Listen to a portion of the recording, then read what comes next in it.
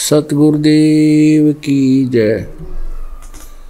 सर्वसंगत से प्रार्थना है। सत्संग प्रारंभ हो रहा है। कृपया सत्संग स्थल पर शांतिपूर्वक विराजमान होकर के श्रद्धा से सत्संग सुने। परमेश्वर की प्यारी आत्माओं से पुनर्निवेदन है, सत्संग प्रारंभ हो रहा है। कृपया सत्संग स्थल पर शांतिपूर्वक विराजमान होकर के श्रद्धा से सत्संग सुने। सत साहिब।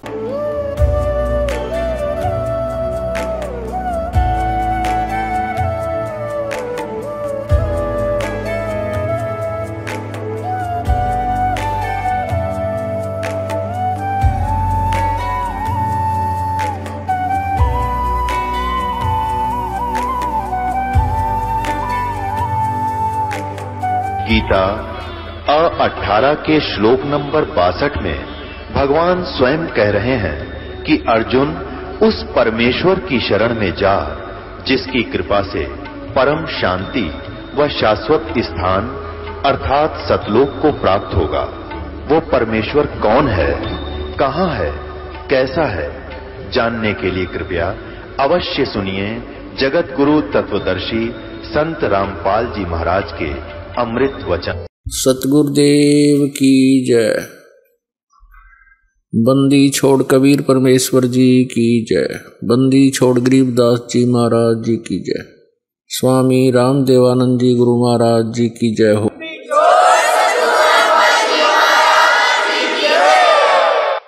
गरीब नमो नमो सतपुरुष को नमस्कार गुरु की नहीं। सुर नर मुनि जन साधुआं संतों सर्वस्ती नहीं। सतगुरु साहेब संत सब डंडो तुम प्रणाम। आगे पीछे मध्य हुए तिनको जा कुर्बान।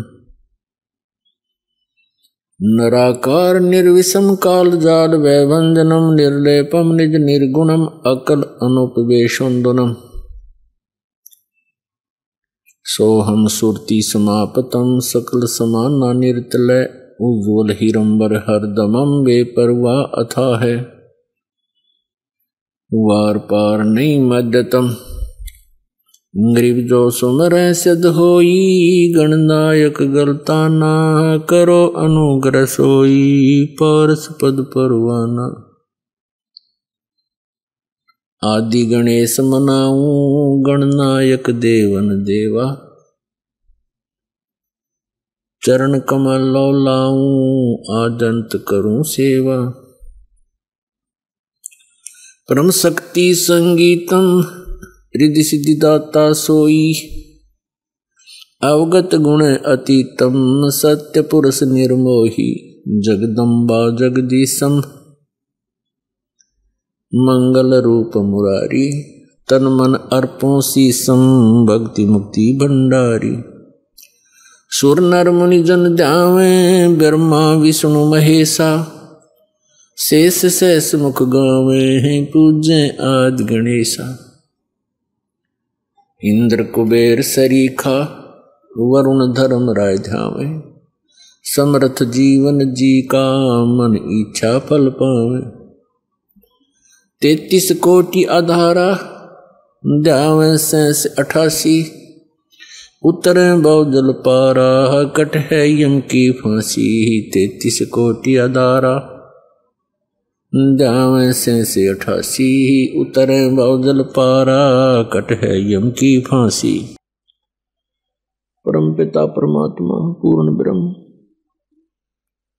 सारी सृष्टि के रचनहार कुल मालिक कबीर देव जी, कबीर साहिब जी, अल्लाहु अकबर,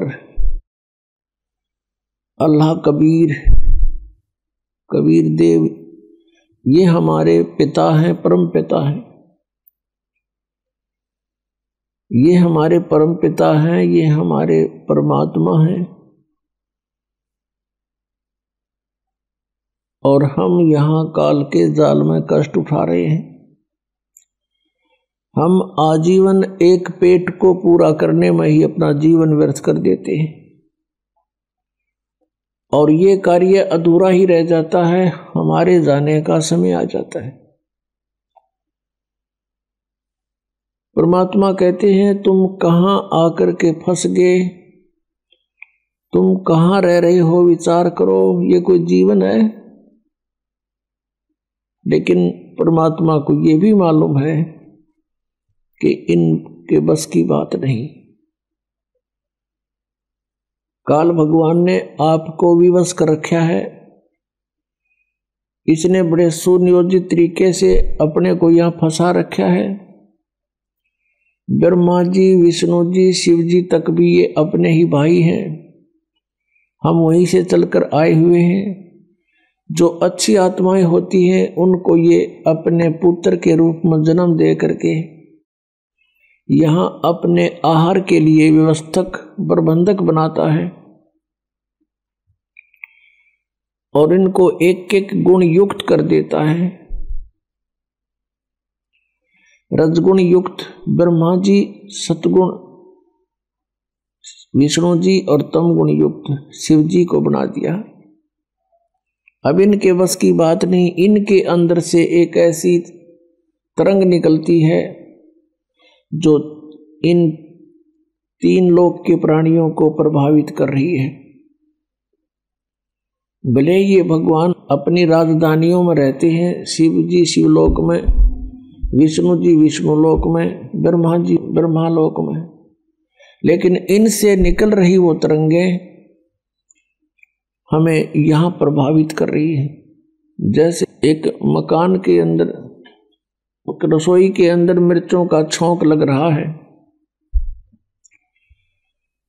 वो साकार वस्तु मिर्च यानी छौंक लग रहा है रसोई में, और तीसरे दूसरे अन्य कक्षों में बैठे हुए व्यक्तियों को भी छींकें आ रही हैं। इस प्रकार उन चीखों को रोकना भी जीव के बस का नहीं। ठीक इसी प्रकार इन तीनों भगवानों के शरीर से ऐसी तरंग निकल रही है जैसे मिर्च से निकल रही है, और वो हमें प्रभावित कर रही है, जिसके आधार से हम रजोगुण प्रभावित हो जाते हैं, संतान उत्पत्ति करते हैं। इतना प्रबल प्रेशर इस काल ने जीव के ऊपर डाल रखा है। फिर संसारिक सुख, कार कोठी बंगले बनाना, ये भी उसी रजोगुण के प्रभाव से हम यहां लगे रहते हैं, इसी व्यवस्था में। दूसरा सतोगुण का, जो विष्णु जी के अंदर से जो सतोगुण की तरंग निकल रही है, उनसे हम एक दूसरे में मोह हमारा ऑटोमेटिकली हो जाता, न चाहते हुए भी, और इतना प्रबल हो जाता है कि हमारे बस की बात नहीं, हम संतान या संपत्ति से मोह हटा लें। इसको सतिथि बोलते हैं, ये शुद्ध हिंदी का सतिथि, यानी ये पड़े रहे यहां, इनका जी लग गया रहे। और तीसरे का आपने पता ही है, भगवान शिव जी तो कल्याण करते हैं, शंकर जी के अंदर से निकल रही तरंग ये हमें क्रोधित करती है। ना जाने छोटी सी बात पर तू मैं और भयंकर युद्ध का रूप धारण कर लेती है, ना जाने कितने प्राणी मर जाते हैं। तो परमात्मा को मालूम है कि ये विवश कर रखे हैं, इतना समय नहीं छोड़ रखा है इस काल ने कि कभी ये सोच ले भगवान के बारे में। यदि कहीं जाते भी हैं किसी स्थान पर, तो रास्ते में भी और आते जाते भी, और वहां 10 मिनट बेशक थोड़ा बहुत जिस पूजा में गए हैं 2-4 मिनट ध्यान लग जाना, तो फिर भी ध्यान उस बार ये व्यवस्था में रहता है।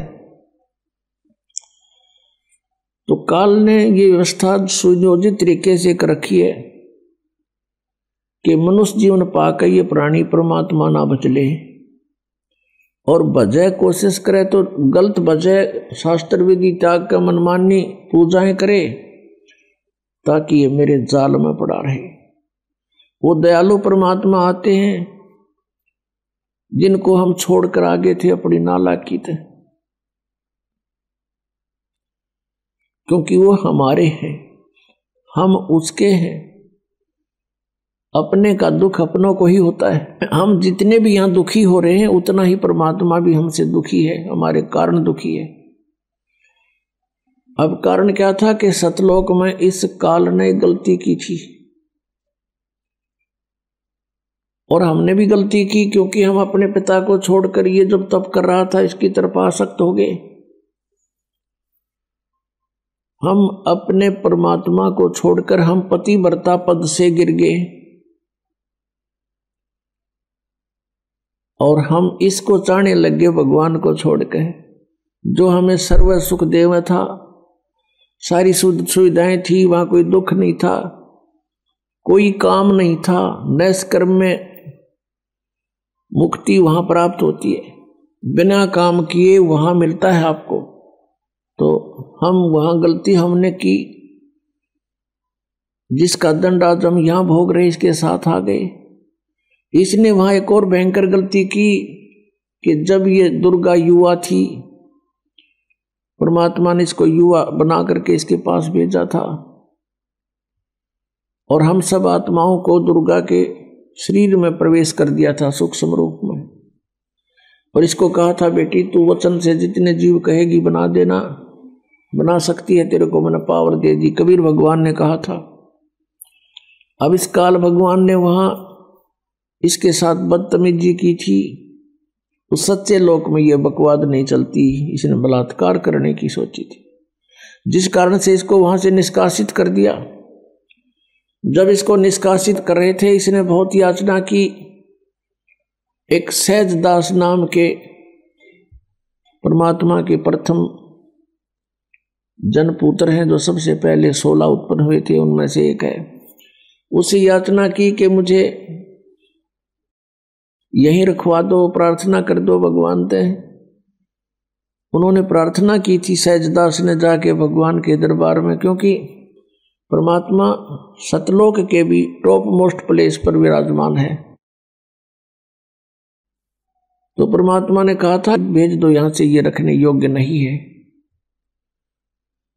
तब सहजदास ने आके कह दिया कि मैं तो अर्ज करी अनुरागी, अब तुम विषय लोक जाओ भड़भागी। ये वहां से चल पड़ा, तो उसका प्रतिशोध ले रहा भी ये हमारे से, हमारे परमात्मा से प्रतिशोध ले रहा है कि उसकी आत्माओं को इतना सता दूं, ये तौबा बोलती रहे और वो दुखी रहे।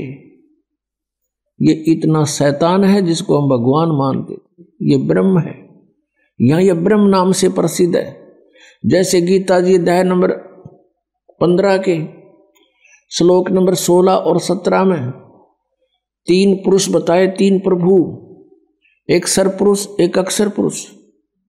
सरपुरुष तो ये ब्रह्म है, अक्षर पुरुष ये परब्रह्म है। संतों की वाणी में एक पारब्रह्म शब्द है, वो पारब्रह्म परब्रह्म के लिए नहीं, पार माने सबसे पार, सबसे लास्ट वाला, टॉप मोस्ट, यानी सुप्रीम गॉड।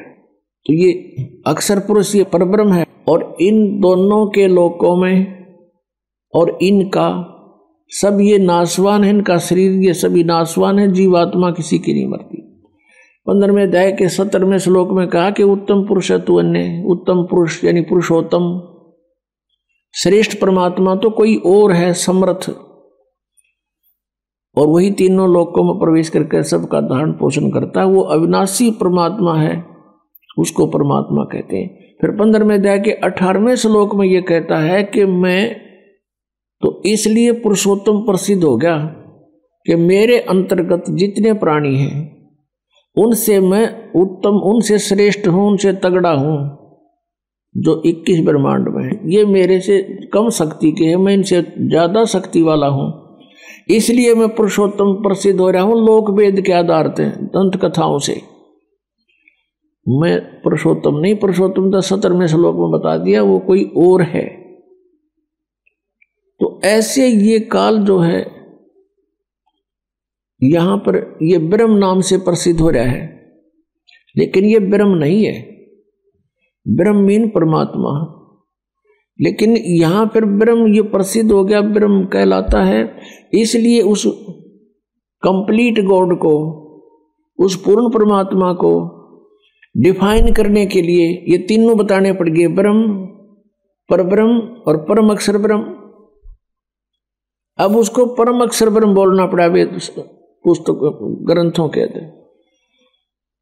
तो पुण्यात्मा अपनी जानकारी आप ही परमात्मा देने के लिए आते हैं। और परमेश्वर ने बताया था कि वेद मेरा भेद है, मैं ना वेदन के माही, और जौन वेद से मैं मिलूं ये वेद जानते नहीं। परमेश्वर ने कहा था कि वेद मेरा ही भेद है, मेरी जानकारी दे रहे हैं, और मैंने ही सारी सृष्टि रची है, इस ब्रह्म की उत्पत्ति भी मैंने ही की है। तो उस जानकारी को देने के लिए परमात्मा यहां स्वयं सतलोक से गति करके आते हैं। ये परमात्मा प्रत्येक युग में आते हैं। सतयुग में परमेश्वर का नाम सत सुकृत रहता है। त्रेता में मुनिंद्र नाम से परमात्मा प्रकट होते हैं। द्वापर में करुणामय नाम से परमेश्वर एक लीला करते हैं, जो बालक रूप धारण करके, शिशु रूप धारण करके फिर धीरे धीरे बड़े होते हैं, जनसाधारण जैसी लीलाएं करते हैं। ऐसा वेदों में लिखा है कि वो परमात्मा प्रत्येक युग में एक शिशु रूप धारण करके नीचे आते हैं और धीरे धीरे बड़े होते हैं। और प्रत्येक जैसे आम व्यक्ति जनसाधारण अपने हाथों से निर्वाह करके गुजारा करता है, निर्वाह करता है अपने सब कर्म करता हुआ, ऐसी वो लीला करता है। और साथ में वो तत्वदर्शी संत की भूमिका भी करता है। तो वो परमात्मा कलयुग में अपने वास्तविक नाम से आए थे, कबीर नाम थे, कबीर नाम थे। आपको बहुत बार कथा सुनाई है, जब द्वापर युग में परमात्मा आए हुए थे कबीर जी, यानी परम अक्षर ब्रह्म, अपनी लीला करने के लिए। उस समय वो जब शिशु रूप धार करके एक तालाब के अंदर कमल के फूल पर विराजमान हुए, वहां से उनको एक वाल्मीकि दंपत्ति जो निसंतान थे वो उठा ले गए थे। द्वापर युग में परमात्मा की परवरिश एक वाल्मीकि परिवार के घर पे हुई थी, और वहां उनका ही एक मित्र था, परमात्मा का एक, वहीं वाल्मीकि उस समुदाय के अंदर एक सुदर्शन नाम का बहुत अच्छी आत्मा का भक्त था, वो परमात्मा का शिष्य हुआ था। और सुदर्शन जी के माता पिता, उन्होंने परमात्मा कबीर जी की बात को स्वीकार नहीं किया था। सुदर्शन जी बहुत अच्छे परमात्मा को अच्छी तरह समझ चुके थे, अपने माता पिता से भी बहुत बार प्रार्थना करते थे।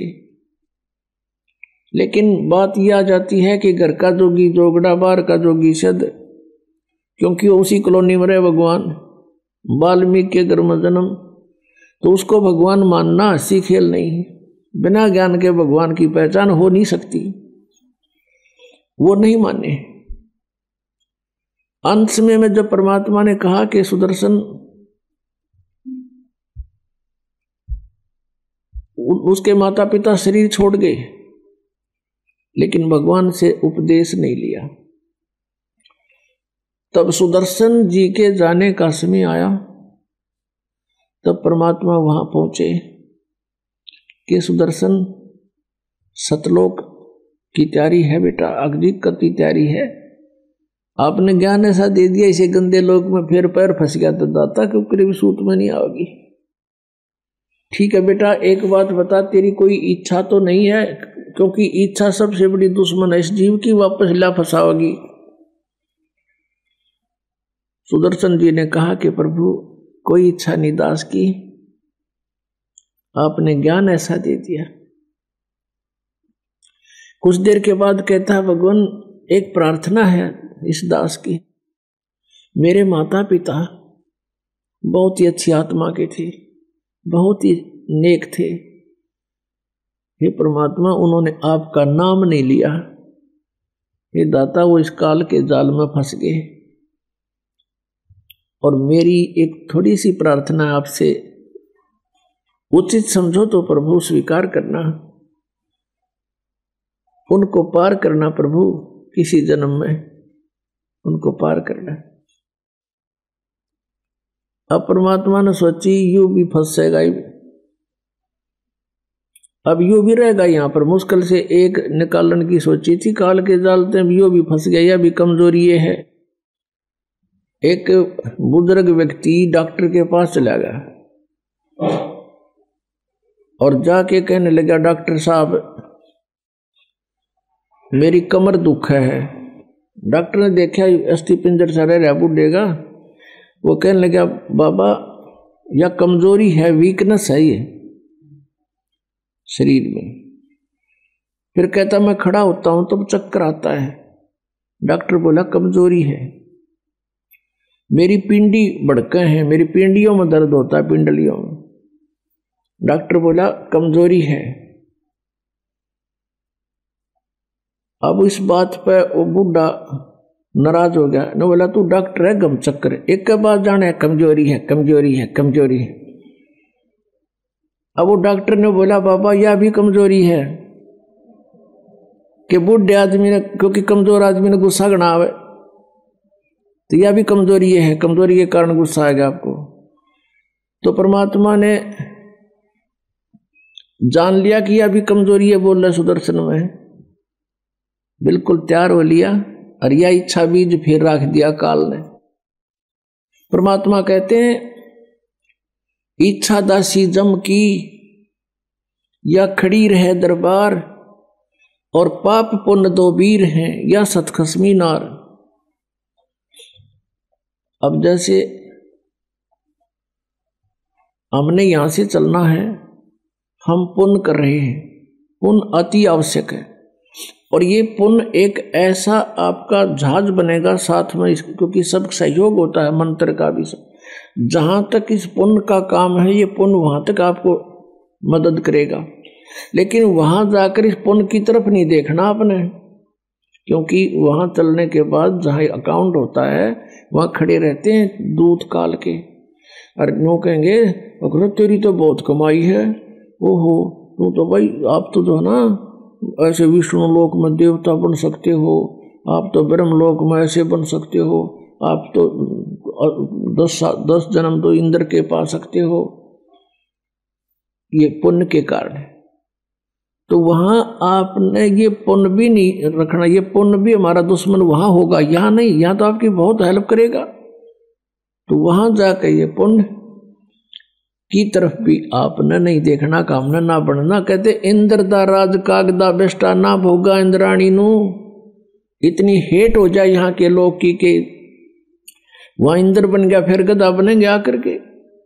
ये बातें याद रखने की है। परमात्मा ने सोचा कि ये बालक भी रह गया यहीं पर, क्योंकि परमात्मा का और काल का एक वार्तालाप होया था। तब इस काल ने, परमात्मा अपने पुत्र के रूप में खड़े थे वहां पर, वो समझ नहीं सका कि ये भगवान है या सहजदास है या जोग जीत है। कभी परमात्मा किसी रूप में आ जाते हैं, कभी किसी के रूप में। तब उसने कहा था कि 3 युगों में जीव कम ले जाना प्रभु, 3 युगों में, सतयुग त्रेता द्वापर में कम जीव ले जाना, और चौथा युग जब कलयुग आवे तब तव शरण जीव बहु आवे। ऐसा वचन हर मोय दीजे, तब तुम गवन संसार ही कीजिए। तो 3 युगों में जीव कम ले जाना और चौथे युग में कितने ही जीव ले जाना, ऐसा प्रतिज्ञा परमात्मा से ले ली थी। भगवान ने कह दिया था ठीक है।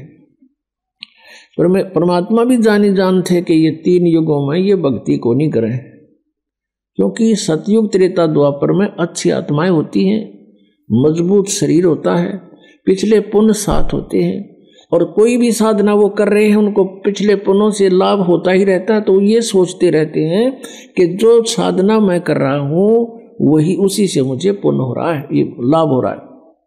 तो इसलिए परमात्मा ने ये चौथा युग चुना था कि चौथे युग तक ये खाली हो लेंगे, कति खोखे हो जाएंगे, पुण्य इनके साथ रहे नहीं, इनकी ब्राह्मटी होगी और ये साधना भी कर रहे होंगे डुप्लीकेट काल की प्रोड्यूस की हुई, इनसे उनको कोई लाभ नहीं होगा।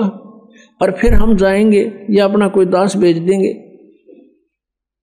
अपना प्रतिनिधि, और फिर पावर मालिक की काम करती है, हम इनको सुख देंगे, ये पहचान देंगे भगवान कौन है और छोड़ देंगे उन नकली साधनाओं को। तो इस दृष्टिकोण से परमात्मा ने वहां सोचा था कि मुश्किल से तो एक युग तैयार कराया था और ईब यो भी गोडे टेक ज्ञानियों का आगे मन में दोष तो आ ही लिया।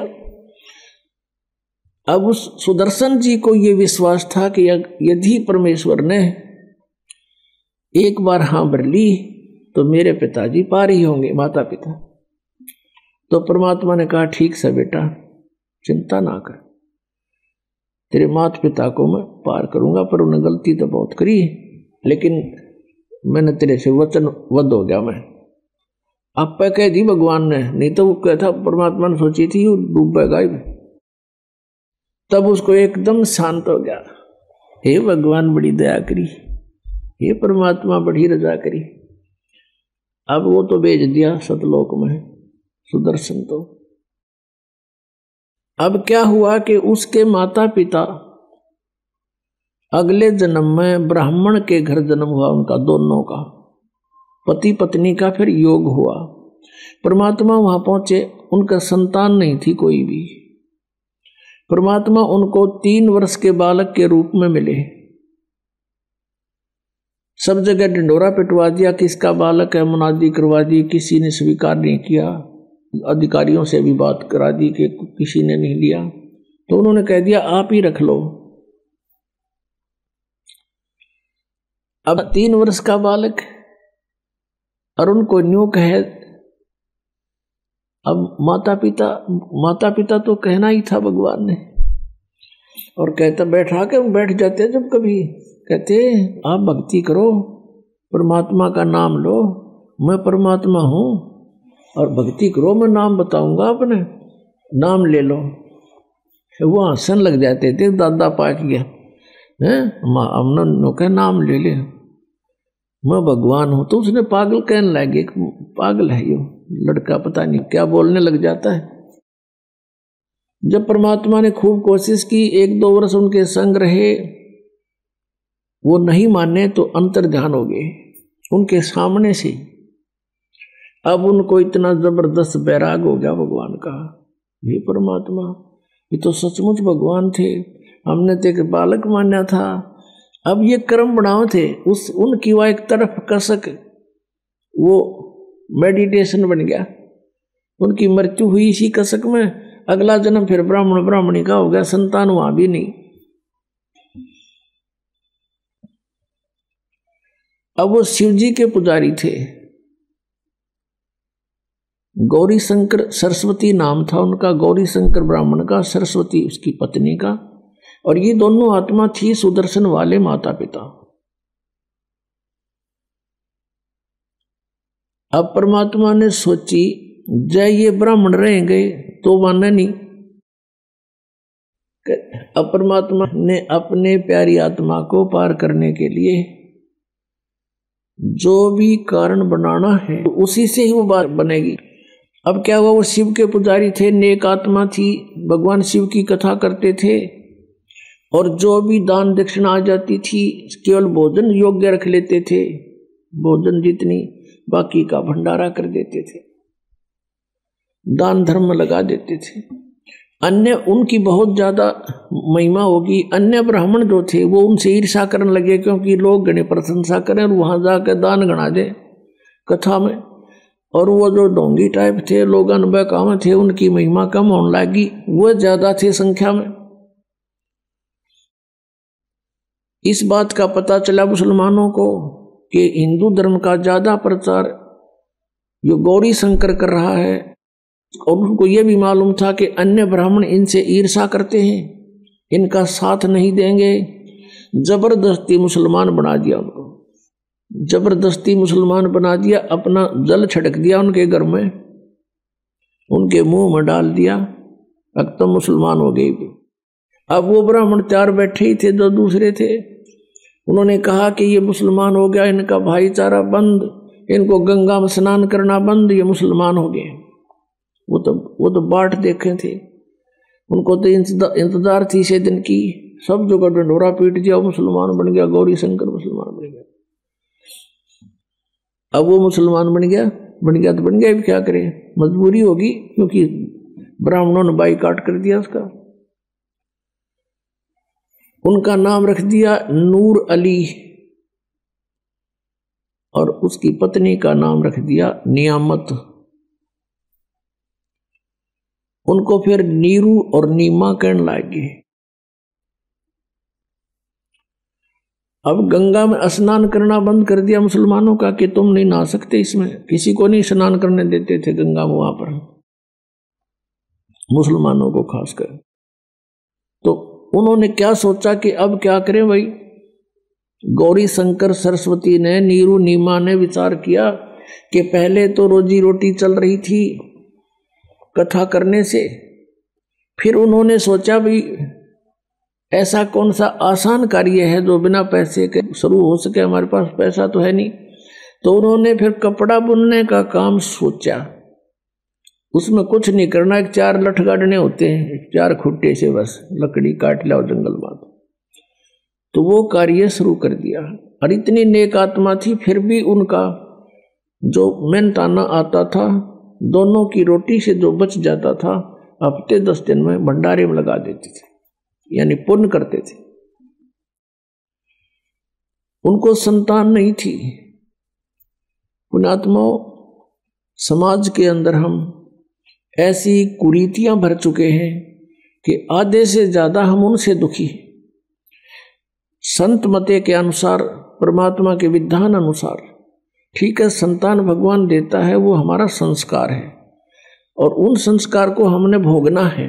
लेकिन परमात्मा की शरण में आप भी आओ और बच्चा ने भी ला दे, तो फिर परमात्मा के वीटो पावर्त है।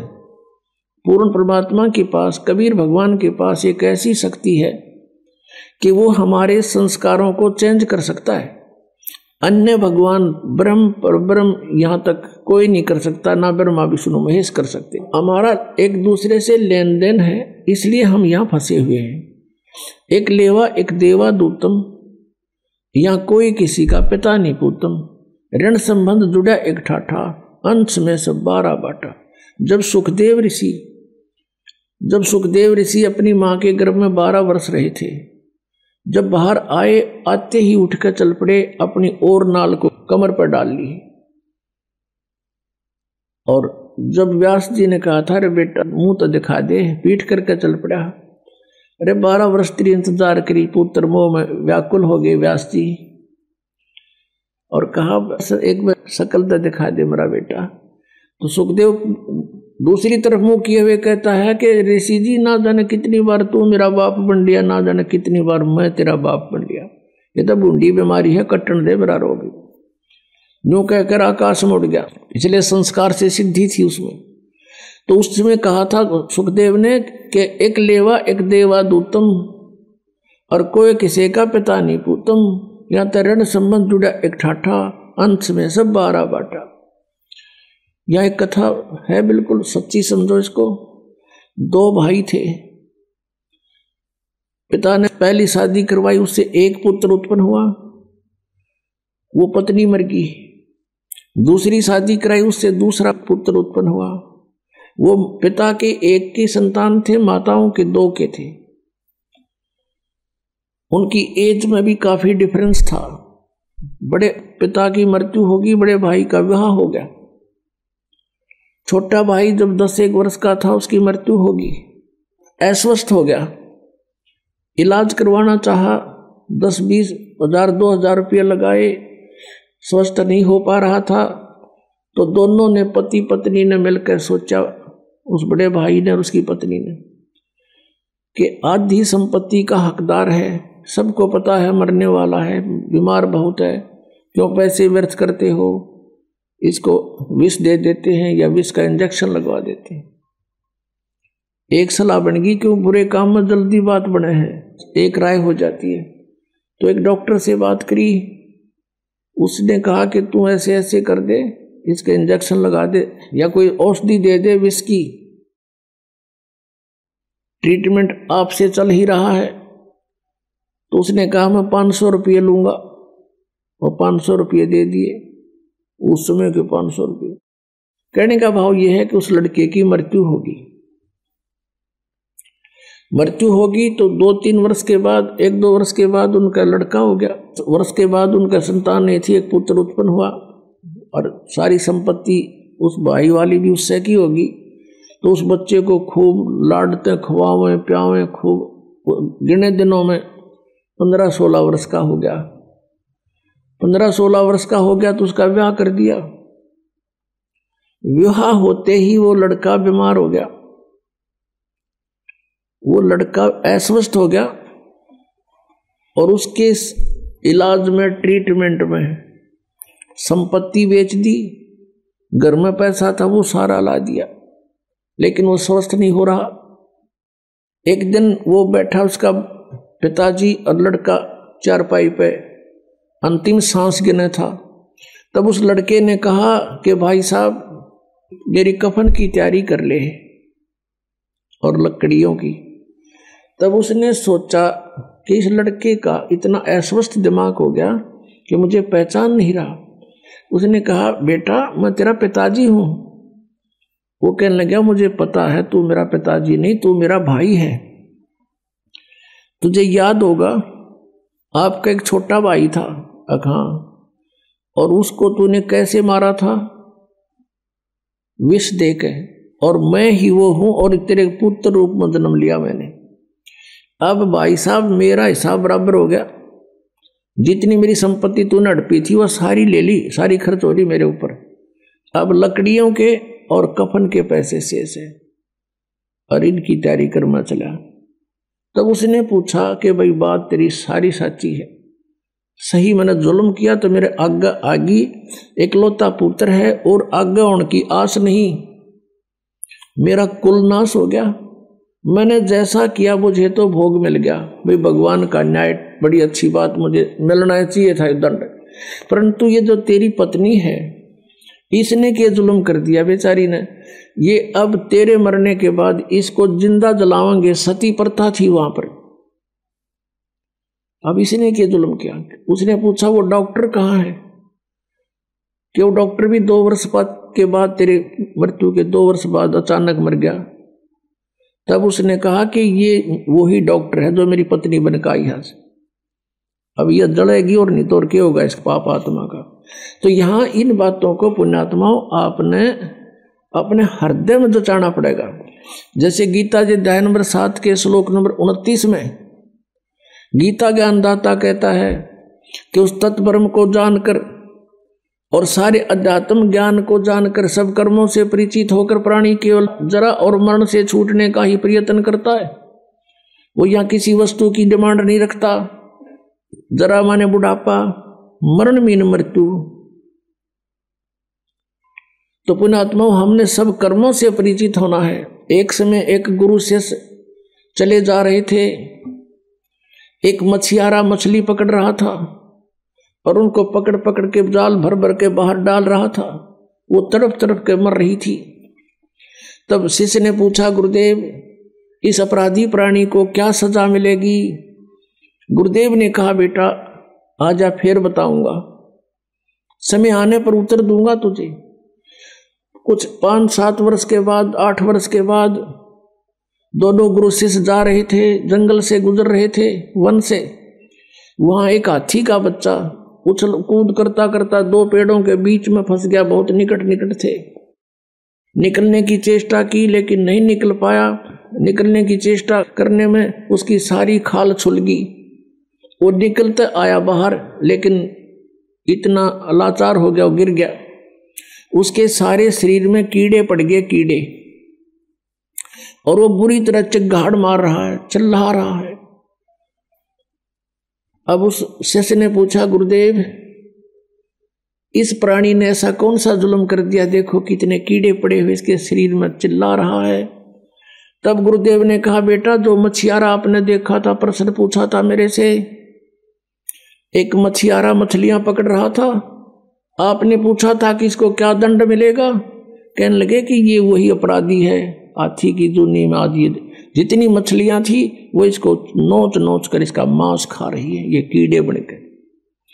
तो पुण्यात्मा परमात्मा कहते तुमने उस दरगाह का मैल नहीं देखा, धर्मराज के तिल तिल का लेखा। हम फिर अपने उसी प्रसंग पर आते हैं।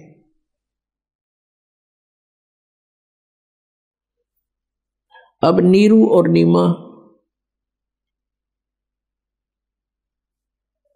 अपना दुल्हाई का कार्य करते थे, उनका संतान नहीं थी। अब परमात्मा जब सारी सृष्टि रच सकता है, क्या संतान नहीं दे सकते? उन्होंने उचित नहीं समझा। तो उन्होंने उचित इसलिए नहीं समझा कि इनको संतान दूंगा तो फिर नए सिरे से इनका फिर वो काम शुरू हो जाएगा चक्कर। अब इनके पिछले लेन देन समाप्त हो रहा है और बात लवेला गिरी है। परमात्मा जानकार डॉक्टर थोड़ा गलती कर सकता है? डॉक्टर गलती नहीं कर सकता कि इसमें ऑपरेशन बने बनाए काम ने फिर बिगाड़ दे। तो परमात्मा का उद्देश्य यहां से निकालना है, सभी आत्मा उसकी है। हम तो अपने सुख के लिए बेटे न रोए हैं कि बड़ा हो के कमाओ हैं और ये मुझे सुख दे फलाना करो, और वो बालक बीमार हो जाए 6 महीने और अच्छी खूब तो पैसे लगे, 1 साल में सारा परिवार नो कहे भगवान इस नठा दे, इसका अच्छा था, देखा नहीं जाता, घना दुखी हो रहा है। और परमात्मा जो फैसला करता है वो बिल्कुल सही करता है। तो संसार के विचारों से और आध्यात्मिक मार्ग में बहुत अंतर है। इसलिए कहते हैं जगत और भगत का बैर बना रहता है, विरोध होता है। विरोध का कारण यही है कि संसार की बातें अपने सतर की हैं और भक्तों की आध्यात्मिक मार्ग की बातें होती हैं। जैसे बहुत से ऐसे प्रमाण हैं कि आध्यात्मिक मार्ग में कहते हैं वहां तो दंडवत प्रणाम करते हैं, वहां तो ऐसा करते हैं, लंबे लेटते हैं। अब इस तरह की बातों को संसारिक लोग पसंद नहीं करते क्योंकि उनको ज्ञान नहीं। हमारा घीसा गल है, हम तो जो करें आनंद आता है, हमारे पुण्य बढ़ते हैं, अहंकार खत्म होता है। ये दुश्मन जो हमारे जीव का दुश्मन है अहंकार, इस तरह का होता है। तो समाज तो सोचता है जिसका संतान नहीं होता निकम्मा आदमी, कर्महीन, इसकी शकल भी नहीं देखनी चाहिए। ये काल की प्रेरणा लोकवेद है। और भगवान के मार्ग में वो बहुत पुण्यकर्मी प्राणी है। देखो पुण्यकर्मी तो वो भी हैं जिन नाम ले लिया, उनके संस्कार एक दूसरे पुत्र पुत्री में है तो भी अच्छी बात है। सब उस परमात्मा की आत्मा है, सबको लगा दे भगवान के चरणों में। अब संस्कार जो हैं हल्के हो जाएंगे, परमात्मा अपने सतर से अपनी पावर से ठीक करेगा उनको, तो वो हमारे आसानी से सुलझ जाएंगे और इससे जीवन में काम निपटा देंगे। आपका भी संतान है उसका भी, और जिनका संतान नहीं है वो तो बना बनाया काम है उनका। तो देखो ये नहीं है कि भी संतान भगवान नहीं दे सकते, दे सकते, लेकिन उनको संतान नहीं दी इसलिए नहीं दी कि ये फिर इस 84 के कोल्लू में फिर जुड़ जाएंगे। उनके लिए स्वयं चले गए बालक बनकर उस अपने भगत की प्रतिज्ञावश।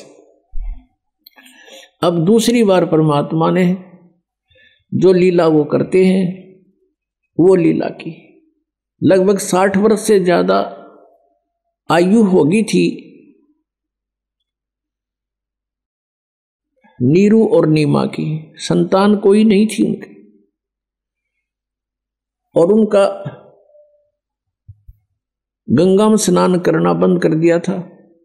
अब वो प्रतिदिन स्नान अवश्य करते थे क्योंकि ब्राह्मण कुल में जन्म था, जिस कारण से उनके संस्कार ऐसे थे, ना धोकर खाना खाना। तो वहां एक लहर तारा नामक तालाब था। लहर उसका तारा नाम था। लहर तारा इसलिए बोलते थे कि गंगा का जल वर्षा के दिनों में एक लहरों के द्वारा ऊपर का उछल कर एक बहुत बड़े सरोवर का रूप धारण कर लेता था, जैसे ये सामने आप देख रहे हैं। उसमें स्नान करने के लिए प्रतिदिन जाया करते थे, प्रतिदिन स्नान करने जाते थे, और वो उनकी झोपड़ी से लगभग 4 किलोमीटर दूर था। उसमें वन ही वन थे, वहां पर बहुत बड़ा सरोवर था। जिस दिन परमात्मा सतलोक से चलकर आए, आकाश से अपने सतलोक से चलकर आए, वो तीसरे मुक्ति धाम से, उसी समय एक अष्टानंद नाम के महर्षि रामानंद जी के शिष्य, एक ऋषि अष्टानंद जी साधना कर रहे थे अपने गुरुदेव के द्वारा बताई गई क्रियाओं से। उसने देखा कि आकाश से एक प्रकाश का गोला आया, उसकी आंखें जब उसको सहन नहीं कर सकी, आंखें बंद होगी तो अष्टानंद ने क्या देखा कि एक बालक रूप दिखाई दिया। जैसे हम सूर्य की ओर देखते हैं, सूर्य के प्रकाश को हमारी चरम दृष्टि सहन नहीं कर पाती, आंखें इधर उधर कर लेते हैं, बंद कर लेते हैं, तो फिर भी हल्का सा आकार सूर्य का हमें दिखाई देता है। ऐसे ही जब उसने आंखें बंद की तो क्या देखा कि एक शिशु रूप बालक दिखाई दिया। फिर दोबारा आंखें खोली तो क्या देखा, एक उस सरोवर के एक कोने में वो प्रकाश सिमट गया। सूर्य उदय से पहले का समय था। सूर्य उदय होने से 1.5 घंटा पूर्व को ब्रह्म मुहूर्त बोलते हैं। वहां परमात्मा ने एक कमल के फूल पर आकर के वो विराजमान हुए और अष्टानंद जी ने सोचा ये क्या हुआ, लेकिन उन्होंने बालक रूप वहां कमल के फूल पर नहीं दिखाई दिया क्योंकि अंधेरा था। परमात्मा ने शिशु रूप धारण किया। अब अष्टानंद जी वहां से उठकर चले गए, अपने गुरु पंडित रामानंद जी से कहा कि गुरुदेव, आज मैंने ऐसी एक प्रकाश देखा आकाश से, क्योंकि ये भगवान का प्रकाश मानते हैं। हे प्रभु, ये मेरी कोई भक्ति की उपलब्धि है या कोई मेरी भ्रमणा है, मेरा कोई भ्रम है। तब रामानंद जी ने बताया कि पुत्र, ये कोई तेरी भक्ति की उपलब्धि नहीं है और न ही कोई तेरा भ्रम है। ऊपर के लोकों से जब देव आते हैं, जिनका पुनर्जन्म होना होता है, वो आते हैं और किसी माँ के गर्भ में प्रवेश करेंगे, वहां से उनका जन्म होगा, या कोई लीला करने आते हैं, तब ऐसी परिस्थितियां होती हैं। अब जैसा उस गुरु ने ज्ञान था, अपने शिष्य की संतुष्टि कर दी। उधर से नीरू नीमा स्नान करने के लिए उसी दिन चल रहे हैं। अब नीमा रास्ते में रो रही है और अपने भगवान शंकर से प्रार्थना कर रही है। भले ही वो मुसलमान बन गए थे, लेकिन भगवान शंकर को नहीं भूल पा रहे थे। वैसे तो पुण्यात्माओं, ये जो मोहम्मद जी थे, हजरत मोहम्मद, ये शिवलोक से आए थे, एक बहुत अच्छी आत्मा थी, गण थे, उनके पिछले संस्कार अच्छे थे, उनके कारण ये वहाँ जन्म हुआ। उनमें शक्ति भक्ति थी और जिस कारण से एक अलग से भक्ति विधि उन्होंने चलाई। अब क्या बताते हैं कि वही मोहम्मद, वही महादेव, वही आदम, वो ब्रह्मा, गरीबदास दूसरा कौन है, देखा अपने घर में। वही मोहम्मद, वही महादेव, क्योंकि महादेव के ही ये पुजारी थे। और वही आदम, वही ब्रह्मा। आदम जी जो हैं, बाबा आदम, ये ब्रह्मा जी के अवतार थे, उनके लोक से आए हुए थे। और दास गरीब दूसरा कोई नहीं देखा अपने घर में, यानी यहाँ अपने कमलों के अंदर। आप देखो, तुम्हारी अगर भक्ति ठीक हो जाए, आपको पता लग जाएगा कि उस लोक में, जब आप ब्रह्मा के लोक में जाओगे तो सारी हिस्ट्री लिखी होगी आपके सामने कि आदम रूप में कौन प्राणी गया था यहाँ से। फिर वो क्या होते हैं कि वहाँ से भक्ति युक्त आते हैं, नीचे आकर उनके संस्कार कमजोर हो जाते हैं, आशीर्वाद दे गए। फिर वो पितर रूप धारण कर लेते हैं, पितर लोक में जन्म होता है उनका जाकर के। हजरत मोहम्मद जी को जब जबराइल नाम के एक देवता ऊपर लेकर गए थे, फरिश्ता, तो वहां देखा था कि बाबा आदम स्वर्ग के अंदर रो रहा है। एक तरफ देखता है तो रोता है, दूसरी तरफ देखता है तो हंसता है। तब हजरत मोहम्मद के पूछने पर जबरील ने बताया कि ये बाबा आदम है और ये रो इसलिए रहा है कि इसकी नकम्मी संतान जो थी वो गलत काम करते थे, आज नरक में पड़े हुए, उनको देखता है तो रोता है। अच्छी संतान इसकी थी, वो स्वर्ग के अंदर है, स्वर्ग की तरफ देखता है तब ये हंसता है। अब वो बाबा आदम वहां भी दुखी। तो कहने का भाव ये है कि ये सभी हमारे संस्कार मिले जुले हैं, हम कोई अलग कोई नारे हम नहीं हैं, लेकिन इस काल ने हमें कई भागों में बांट दिया, अब इनको फिर धीरे धीरे एक होना है। तो कहने का भाव ये है, जो प्रसंग चल रहा है कि भगवान शिव को बहुत याद करती थी, अब नीमा रो रही है, अंदर से पुकार रही है कि हे भगवान, हे शिव जी महाराज, अपनी दासी को भी एक लाल दे दो, मेरा भी समाज में सिर हो जा, समाज के अंदर मुझे भी जीने का राह मिल जावे। हमें तो देखते ही लोग ये कहते हैं ये तो मनहूस आ गए हैं, इनकी तो शक्ल भी ना देखो, ऐसा कहकर बुरी तरह रो रही है। नीरू ने कहा, नीमा, यदि हमारे भाग्य में होता तो भगवान दे देते, अल्लाह दे देते हमें, लेकिन हमारे भाग्य में नहीं है। और तू ना रोया कर बार बार, तेरी आंखें फूट जाएंगी, बुढ़ापे का सहारा है नहीं, आंखें से तुझे दिखना बंद हो जाएगा, तो ज्यादा दुखी हो जाएगी, बार बार मत रोया कर। ऐसे कहते बतलाते वो उस स्थान पर पहुंच गए जहां प्रतिदिन स्नानार्थ जाया करते थे। जून का महीना, ज्येष्ठ सुदी पूर्णमासी, सन 1398, संवत 1455, ये गर्मियों के दिन उत्तर प्रदेश काशी बनारस की बात है।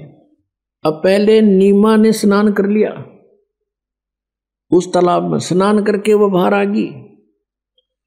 वो जो उधर से नीरू स्नान करने के लिए प्रवेश कर गया, उसी घाट पर कच्चा सा स्थान था। नीमा जो कपड़ा बांध कर नहाई थी, उसको धोने के लिए, कपड़े चेंज करके उसको धोने के लिए पुनः गई वो सरोवर के किनारे। उस समय तक कुछ रोशनी सी हो गई थी। सुबह ब्रह्म मुहूर्त की बातें हैं, इतने धीरे धीरे वहां सुबह थोड़ी किरणें सी, थोड़ी रोशनी सी हो गई थी, जैसे सुबह सुबह कुछ ऐसा दिखने लग जाता है। तो नीमा ने क्या देखा कि कमल के फूल के ऊपर एक पैर हिल रहा है। उसने सोचा कोई सर्प ना हो और मेरे पति को डस ना ले। उसने गौर से देखा, बहुत ध्यान से देखा। क्या देखा कि बालक एक पैर को तो ऐसे हिला रहा है, ऐसे हिला रहा, पैर मार रहा है। उसने देखा है तो बालक है और कमल के फूल पर। अपने पति से कहा, जो वहीं थोड़ी सी दूरी पर स्नान कर रहा था, कि देखना जी, देखियो कमल के फूल पर बालक है, बच्चा है, बच्चा है, इसको उठाइयो, डूबेगा। अब नीरू स्नान कर रहा है ऐसे ऐसे करके। उसने सोचा ये तो मेंटल होली। अब इसमें जल के अंदर भी बच्चे दिखने लगे और नो कहे भगवान इसने सद्बुद्धि दो। फिर वह फिर जोर से कसक से कहती है, जी सचमुच देखना देखना, देख डूब गया डूब गया। तो उसने सोचा भाई देखते लूं। जिधर वो संकेत कर रही थी ध्यान किया तो सचमुच कमल के फूल पर बालक है। उसने तुरंत उठा लिया, उस कमल के फूल समेत उस बालक को उठा के अपनी पत्नी को थमा दिया। अब वो नीमा उसको लेकर परमात्मा को किनारे पर आ गई और नीरू नहाने लग गया। वो स्नान कर ही रहा था। अब नीमा परमात्मा को, वो तो परमेश्वर आए हुए थे, अपना आत्मा जिस मालिक का नाम लेते हैं, रोम रोम करना चाहते हमारे, जिसकी खोज में हम युगों से लगे हुए हैं। और वो परमात्मा उस बहन की गोदी में एक बालक रूप बना के, अब जो आनंद उस माई को महसूस हुआ होगा, जिसके नाम से आनंद होता है, जिसको आसपास वो हमारे हो तो उसको कितना सुख होगा। अब ये तो वो माई ही व्याख्यान कर सकती है, वही वर्णन कर सकती है, उसके पास भी जुबान नहीं होगी। लेकिन पुत्र मोह, मालिक की कृपा, इतना सुंदर बालक, उसको देख देख कर कभी उसको प्यार करती है, मुंह चूमती है, सीने से लगाती है और शुक्र मनाती है अपने शंकर भगवान का। हे भगवान, आज ही हृदय से पुकार की थी, आज ही भगवान आपने मेरी सुन ली। अब यहाँ बताते हैं कि जगत का पेखना पेख्या, धड़ी का नाम ना लेखा। इन ब्रह्मा विष्णु महेश्वर के 9 नंबर बना करते आ तरह खुद भगवान, अन्यों के शिव जी ने दे दिया। अब हम ऐसे ही अभी तक भ्रमित रहे। अब थोड़ी देर के बाद स्नान करके वो नीरू बाहर आया। उसने विचार लाया कि पहले तो हम मुसलमान बना दिए, मुसलमानों से हमारा ज़्यादा लिंक नहीं, हिंदू हमसे बात नहीं करते, और कहीं हम इस बालक को घर लेकर जाएंगे तो गांव वाले नगर वाले कहेंगे कि तुम किसी का चुरा के लाए हो। हम कहेंगे कमल के फूल पर मिला, हमें कहेंगे झूठ बोलते हो, कमल के फूल पर बालक हो ही नहीं सकता, और हमारा उलिया बिगाड़ेंगे, बालक को छीन लेंगे, पूछेंगे कहाँ इनकी माता पिता, वह रो रही होगी, तुम चुरा कर लाए हो किसी का। इस तरह की उसने 100 अटकल लाकर अपनी पत्नी से कहा कि भगवान इस बालक ने यहीं रख दे, इसी में अपनी खैर है। लेकिन नीमा कहती है जी ना जाने इस बालक ने मेरे पर क्या जादू कर दिया, अब मैं इसके बिना जी नहीं सकती, मर सकती हूँ, मैं इसको नहीं छोड़ सकती। अब नीरू ने सोचा कि ये मानती नहीं और घर से बेघर करवाएगी, बालक रहना नहीं। उसने अपने जीवन में पहली बार अपनी पत्नी की तरफ हाथ किया थप्पड़ मारने के लिए, रोते हुए कि तू जिद्दी होगी, मैं तेरी हर बात को मानता आया हूँ, इस कारण के हमारे संतान नहीं है कि तेरी आत्मा दुख ना पा जाए, इसलिए तू जिद्दी होगी, हट करने लगी है, मेरी एक नहीं मानती है, और छोड़ इस बालक को। यूं हाथ किया ही था, परमात्मा बोले जो गोदी में थे, कहने लगे नीरू सावधान हो। अब नीरू रुक गया, डर गया, कदे कोई भूत है, प्रेत है, क्यों फरिश्ता है। बालक बोल पड़ा और कहा कि मुझे घर ले चलो, तुम्हारा कोई आपत्ति नहीं आएगी, मैं तुम्हारे लिए आया हूं। और नो बालक बोल पड़े, कलजा पाट गया, वो तो चुप हो गया, कत्ती सांस नहीं निकाला, आगे आगे हो लिया अपनी धोती ठाक है। और घर पे आ गए। घर पे आते ही पता चला सबने कि इतना सुंदर बालक है, भगवान कदे देखा ना सुना। सारे नगर की औरतें आदमी देखना हुए, राजा तक भी आए, वहां का जो राजा था दिल्ली का वो भी देखने आया कि इतना सुंदर बालक। ये भूल भाल गए कि कौन हर कितने लाए, तो बता दिया कि वहां लहर तारा तालाब में मिला है कमल के फूल पर। वे परमात्मा की लीला थी, किसी के मन में दूसरी भावना नहीं आने दी। अब इसके विषय में परमात्मा की पुण्यात्मा, जैसे तुलसीदास जी ने श्री रामचंद्र जी की लीला को लाखों वर्ष के बाद एज इट इज चित्रार्थ कर दिया अपनी लैंग्वेज में, चौपाइयों के माध्यम से, श्लोकों के माध्यम से। और जो ही ऐसे ही गरीबदास साहिब जी को परमात्मा मिले थे सन 1727 में, गांव छुड़ानी, जिला झज्जर, हरियाणा के अंदर। और वहां से उनकी आत्मा को सचखंड और ऊपर के सारी व्यवस्था, अपनी शक्ति, अपनी सामर्थ्य, अपने सतलोक में जहाँ वो मालिक रहते हैं तीसरे स्थान पर, वो सबसे परिचित करा के उनको वापस छोड़ा था और उनका ज्ञान योग खोल दिया था, उनको दिव्य दृष्टि दे दी थी। उस पिछली घटनाओं को गरीबदास साहिब जी ने वहाँ बैठे देख देख कर चलचित्र की तरह देख रहे थे और बोल रहे थे, और लिखने वाला लिख रहा था। उस वाणी को दास साहब को सुना था। उसके अंदर कितनी प्यारा व्याख्या की है। रामानंद आनंद में काशी नगर मझारे, देश द्राविड़ छोड़ कर वो आए पुरी विचार। यानी भारतवर्ष में इस काशी शहर की बहुत महिमा है, बहुत प्राचीन महिमा है। और काशी शहर के ब्राह्मण लोग ऐसे ठग हो गए थे, दुनिया को भ्रमित करते थे, ऊत बूत की पूजाएं बताते थे, तंत्र मंत्र आधारित कर दिया था। महर्षि रामानंद ये ब्राह्मण थे, इन्होंने देखा उस पवित्र नगरी का हाल, तो वहां आकर रहने का विचार किया कि इन लोगों का कुछ उत्थान करूं उद्धार करूं, इनकी बुद्धि उठाऊं, वेदों और गीता और पुराणों के आधार से इनको साधना बताऊं। तो स्वामी रामानंद जी ने भी बहुत सा सुधार करने की चेष्टा की।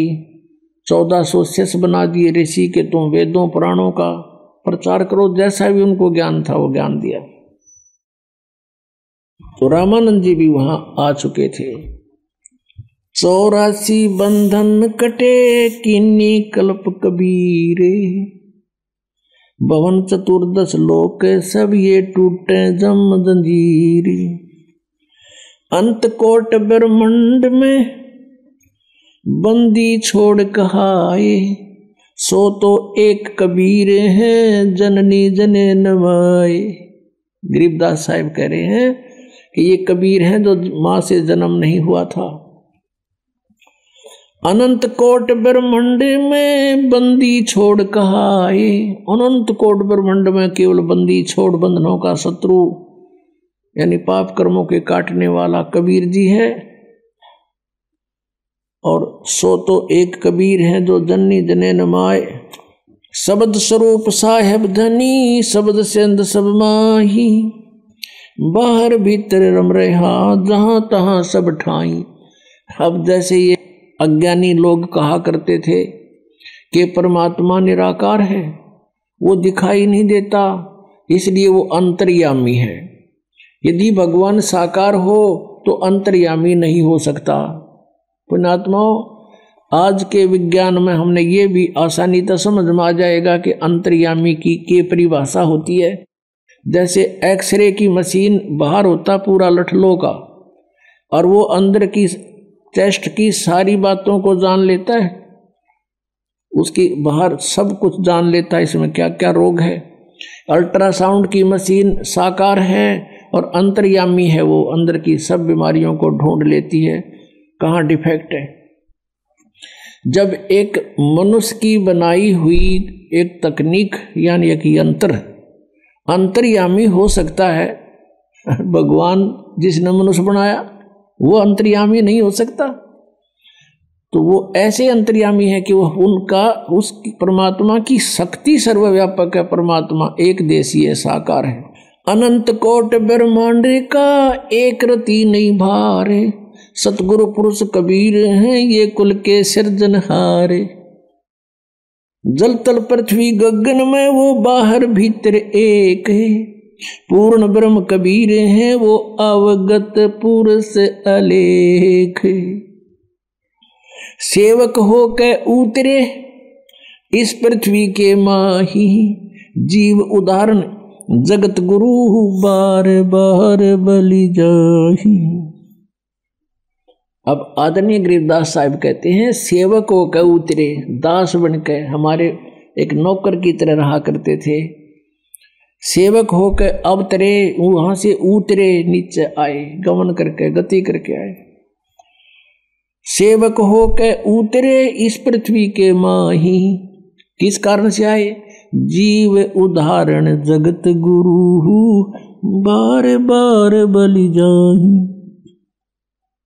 जीवों का उद्धार करने के लिए वो जगत गुरु, सारी सृष्टि को ज्ञान देने वाले अकेले को कबीर भगवान। काशीपुरी कष्ट किया उतरे अदर अधारे, मोमिन को मुजरा हुआ वहां जंगल में दीदारे। अपने आत्माओं परमात्मा को नारायण कहा करते थे। हमने सोचा करते विष्णु जी नारायण है कि जल के ऊपर शेष नाग की सैया के ऊपर लौट रहे हैं। असली नारायण तो ये थे कि ये जब भी लीला करते हैं जल के ऊपर आकर विराजमान होते हैं। इसके विषय में वेद क्या बताते हैं देखिएगा। पुरात्माओं, वेदों में भगवान की महिमा है और परमात्मा जो लीला करता उनकी जीवनी इन वेदों में ग्रंथों में विद्यमान है। देखिएगा यजुर्वेद, इसका अनुवादक है वेद मूर्ति तपोनिष्ठ पंडित श्री राम शर्मा आचार्य, अनुवादक है इसका। ये संपादक ये वही है श्री राम शर्मा जी। प्रकाशक है ब्रह्म वर्चस शांति कुंज हरिद्वार उत्तरांचल में। इसमें देखिएगा ये है 13वां अध्याय 13वां अध्याय। इसके दूसरे मंत्र में इसमें अर्थ किया इसने कि जल के पृष्ठ यानी जल पर उत्पन्न अथवा जल को धारण करने वाले हैं। ये अनजानते थे ही, अड़ंगा थोड़ा बहुत कर दिया करते थे, फिर भी सच्चाई नहीं छुपी। ये है कि आप जल के पृष्ठ यानी जल के ऊपर उत्पन्न होते हैं, इसका अर्थ है जल पर उत्पन्न होते हैं। इनको अनुवाद नहीं करना है, तो वही बात समझ लो कि जैसे कोई फॉरेनर हिंदी सीख ले और वो फिर रामायण ले जावे यहाँ से अपने देश में, और उन दूसरे अंदर कती ना आती हिंदी, उन वो खुद हिंदी जानने वाला और रामायण की कथा से वो परिचित नहीं, अनुवाद फिर अड़ंगाई करेगा उसका, वो कुछ भी ना करना उसने। तो ऐसा कर रखा है इन्होंने। अप्रसंग है कि काशीपुरी कष्ट किया ये उतरे अदर अधारे, मोमन को मुजरा हुआ ये जंगल में दीदारे, कोट किरण शशिभान सूदी आसन अदर विमाने, पर सतपूर्ण ब्रह्म को शीतल पिंड और प्राण। कहते हैं कोट कर्ण शशिभान शुद्ध है, इतना सुंदर शरीर परमात्मा का, कहते हैं, और परसत पूर्ण ब्रह्म को शीतल पिंड और प्राण है। जब उस माई ने परमात्मा को बालक रूप में गोदी में लिया, कहते हैं उसकी आत्मा और शरीर एकदम शांत हो गया, यानी सभी जो ताप थे, कोई प्रभाव था संस्कारवश, वो सब एकदम दूर भाग गया भगवान के वहां आते ही, और उसको एकदम नारी खुशी। पहली खुशी तो ये कि पुत्र मिल गया, और फिर भगवान जैसे बर्फ है, बर्फ पर वैसे भी हाथ रखा जा तो अभी अपना प्रभाव दिखाती है, ऐसे ही परमात्मा वहाँ अपना प्रभाव दिखा रहे थे। उसके विषय में गरीबदास जी बता रहे हैं, गोद लिया मुख चूम कर हेम रूप झलकंते, जगर मगर काया करे जैसे दमके पद्म अनंत। इतना सुंदर श्री परमात्मा का। गोद लिया मुख चूम कर, मुंह चूम्या यानी मुंह को से प्यार किया अपने बच्चे को जैसे प्यार करते हैं, और कहते हेम रूप झलकंत, परमात्मा का इतना सुंदर शरीर, जैसे वाइट, जैसे हिम माने बर्फ, हेम रूप बर्फ जैसी सुंदर सफेदी। जैसे कहते हैं ना, कोई कपड़ा लेने जाते हैं बाजार में तो उसको कहते हैं भाई स्नो वाइट देना, यानी बर्फ जैसी सफेदी का। तो कहते हैं हेम रूप झलकंत, और जगर मगर काया करे जाणु दमके पदम अनंत। इतनी सुंदर शरीर मालिक का। कई बार देखते हैं ना, कई गोरा सा रंग हो किसी बालक का, व्यक्ति का, नो क्या करें इसका न्यारा नूर है भाई, इसके चेहरे का नूर है न्यारा है। तो वैसे वो नूर मालिक का ऐसा चमक रहा था। काशी उमटी गुल भया मोमिन का घर घेरे, कोई कहे ब्रह्मा विष्णु है, कोई कहे इंद्र कुबेर, कोई तन्नो कहे देवता मत आ रहा है। कोई इतना ऐसा तो कोई बालक देखा ना सुना हमने, ऐसा शरीर मालिक का। क्योंकि यजुर्वेद अध्याय नंबर 40 के मंत्र नंबर 8 में इसी परमात्मा के इसी शरीर की जानकारी है कि वो कबीर मनीषी सप्रियागात, यानी वो परियागात माने पहला देहधारी है, लेकिन उसका शरीर वो पहला देहधारी है, और उसका शरीर शुक्रम अकायम ऐसनाविरम स्वयंभू परिभू। उस परमात्मा का शरीर हमारे जैसे नाड़ी माता पिता के संयोग से शुक्र से बना हुआ नहीं है। उनका शरीर बिना नाड़ियों का और हमारे जैसी पांच भौतिक काया रहित है, स्वयंभू है वो। तो वो तेज पुंज का शरीर है मालिक का। उसके विषय में यहां बता रहे हैं, काशी उमटी गुल भया, उमड़ उमड़ का सारी काशी के लोग, काशी के, और मोमिन का घर घेरे, मुसलमान का घर घेर लिया। कोई कहे ब्रह्मा विष्णु है, कोई कहे इंद्र कुबेर, कोई कहे धर्मराय है, कोई कहते है ईश, 16 कला सुभान गति कोई कहे जगदीश। भक्ति मुक्ति ले उतरे ये मेटन तीनों तापे। मोमिन का डेरा लिया उसको कहे कबीरा बाप। कहते हैं भक्ति और मुक्ति लेकर वह उतरे थे भगवान, अपने सतलोक से चलकर आए थे। और मेटन तीनों ताप, उस मालिक की भक्ति से, उसके दिए द्वारा मंत्र से हमारे तीनों ताप नष्ट हो सकते, ना इन वेदों वर्णित विधि से नहीं हो सकते। वो पांचवा वेद देने आए थे। और मोमिन का डेरा लिया कहे कबीरा बाप। एक मुसलमान के घर जन्म डेरा ला लिया, वहां आकर विराजमान हो गए, रण लागे, और फिर उसको बाप कहे, उस नीरू को पिताजी, बाबू, बापू, जो भी भाषा थी।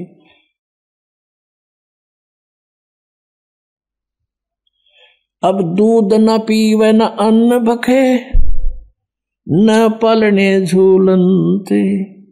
अधर अमान ध्यान में वो कमल कला फूलनते। अब देखो परमात्मा की लीला, पुण्यात्मा 600 वर्ष पहले लीला की थी भगवान कबीर परमेश्वर ने। और सन 1727 में परमात्मा पहले वहाँ काशी में लीला करके चले गए थे, सन 1518 में।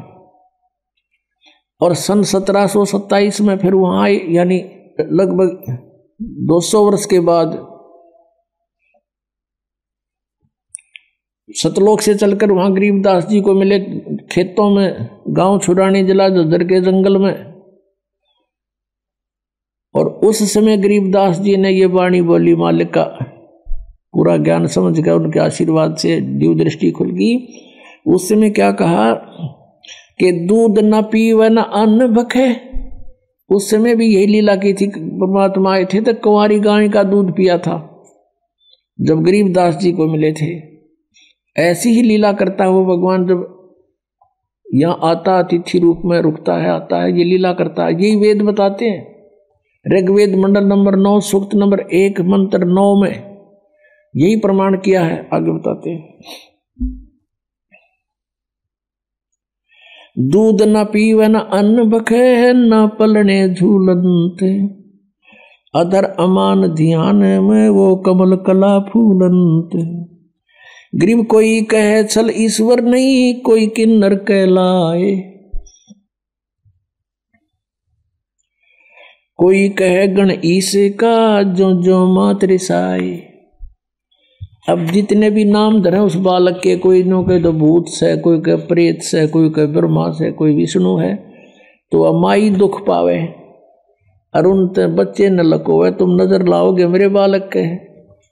और क्यों नाम धरो हो न्यारे न्यारे। खलक मुल्क देखण गया वहां राजा प्रजारीत। जम्बू दीप जिहाने में वो उतरे शब्द अतीत। ये जम्बू द्वीप है भारतवर्ष। कहते यहाँ पर परमात्मा अवतरित हुए। सकल कुरान फिर क्या हुआ, दुनी कहे यूं देव है, देव कहते हैं ईसे। ईस कहे ये पार ब्रह्म है, पूर्ण विश्वे बीस।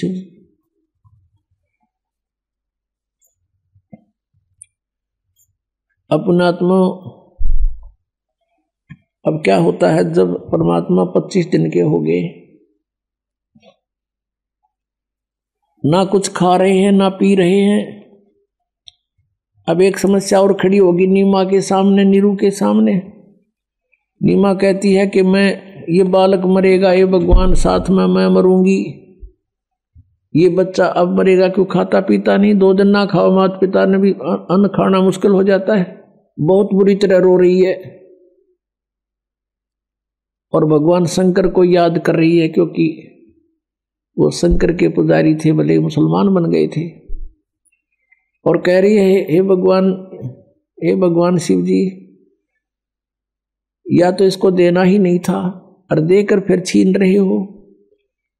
आपकी लीला अजब है। नहीं दिया था तो सब्र था, रो रहे थे, रो पीट कर टाइम पास कर रही थी। अब ये बच्चा मरेगा, साथ मरूंगी, अगला दिन नहीं पकड़ूंगी, मैं अन्न पानी त्याग दूंगी। हृदय से ये सोचा जो परमात्मा ने देखा बुढ़िया मरेगी, अंतर्यामी कबीर साहब वहीं विराजमान। शिव जी के प्रेरणा करी कि कौन रो रहा तुझे याद करके। शिव भगवान आए वहां से साधु रूप बना के खड़े हो गए सामने। माई क्यों रो रही है? नीमा ने बताया, भगवान हे महात्मा जी घनी दुखी हूं, मैं बहुत दुखी हूं, मत सुनो मेरे दुख न मना, रो लेने दो। फिर उसने बताया कि माई बता दे, अपना दुख बताने से हल्का हो जाता है, और मेरे सत्र का कोई तेरे लिए राहत होगी तो अवश्य दूंगा। तब माई ने सारी कहानी बता दी कि पहले हमारे संतान नहीं थी, और एक दिन भगवान शिव ने ये लाल हमें दिया, ऐसे कमल के फूल पर मिला। अब 25 दिन का हो गया, कुछ नहीं खाता पीता, अब ये भी मरेगा और मैं भी मरूंगी महात्मा जी। आज उसी दिन 2 शव हमारे घर से जाएंगे। तब भगवान शंकर ने जो साधु रूप में खड़े थे कहा कि ला दिखाना तेरा बच्चा कहाँ है। बच्चे को लाई उठा के और देखा, इतना सुंदर शरीर, जैसे किलो दूध पीवे बालक डेली, इतना स्वस्थ शरीर। वो तो अमर परमात्मा थे। माई ने सोचा, श्रद्धा से बच्चे को जीवन दान दिलाने के लिए महात्मा के चरणों में डालना चाहा, ऐसे पटकना चाहा। परमात्मा आकाश में उड़ गए, आकाश में ऊपर को उठ गए और शिव जी के सिर के लेवल में आकर स्थिर हो गए हवा में। तब भगवान शिव ने, साधु ने ऐसे हाथ किया, उसकी गोदी में आ गए। तब परमात्मा ने, नवजात शिशु ने, 25 दिन के बालक ने कहा कि महाराज इसको कह दो, शिव जी कह दे इसको एक कुंवारी गाय ले आएंगे, उस अपना हाथ आशीर्वाद से ला देना, वो दूध देगी। एक कोरा बर्तन मंगा लो कुम्हार के तो ताजा। ऐसा ही किया गया। नीरू से कहा कि नीरू जा तू, भगवान शिव ने कहा साधु रूप में, एक कुंवारी गाय ला और एक कोरा बर्तन ला, तेरा बेटा दूध पिएगा। ऐसा ही किया। भगवान शंकर ने थपकी मार दी, आशीर्वाद भरा हाथ गौ बछिया, कुंवारी बछिया के कमर पे मारा, लंबे लंबे सतन हो गए और अपने आप दूध नीचे पात्र रखते ही दूध बहने लग गया, धार बन चली और वो पात्र भरते ही बंद हो गया। मालिक ने पिया। तो पुण्यात्मा, अब ये लीला केवल कबीर साहब ने की है और वेद बताते हैं। अब आपको वेदों प्रमाण देंगे। हमने भगवान को पहचानना, फिर भक्ति तो जमा आसान है, कुछ भी इतना करना। एक बार आपका दृढ़ विश्वास हो गया कि कबीर इज गॉड, हम गॉड को गॉड ही मानना मुश्किल हो रहा हमने, तो फिर भक्ति ज्यादा कठिन नहीं है। ये देखिएगा ऋग्वेद, ये किसने कहां से छपा है, कौन है इसका प्रकाशक? प्रकाशक सर्वदेशीय कार्य प्रतिनिधि सभा, महर्षि दान भवन, रामलीला मैदान, नई दिल्ली से।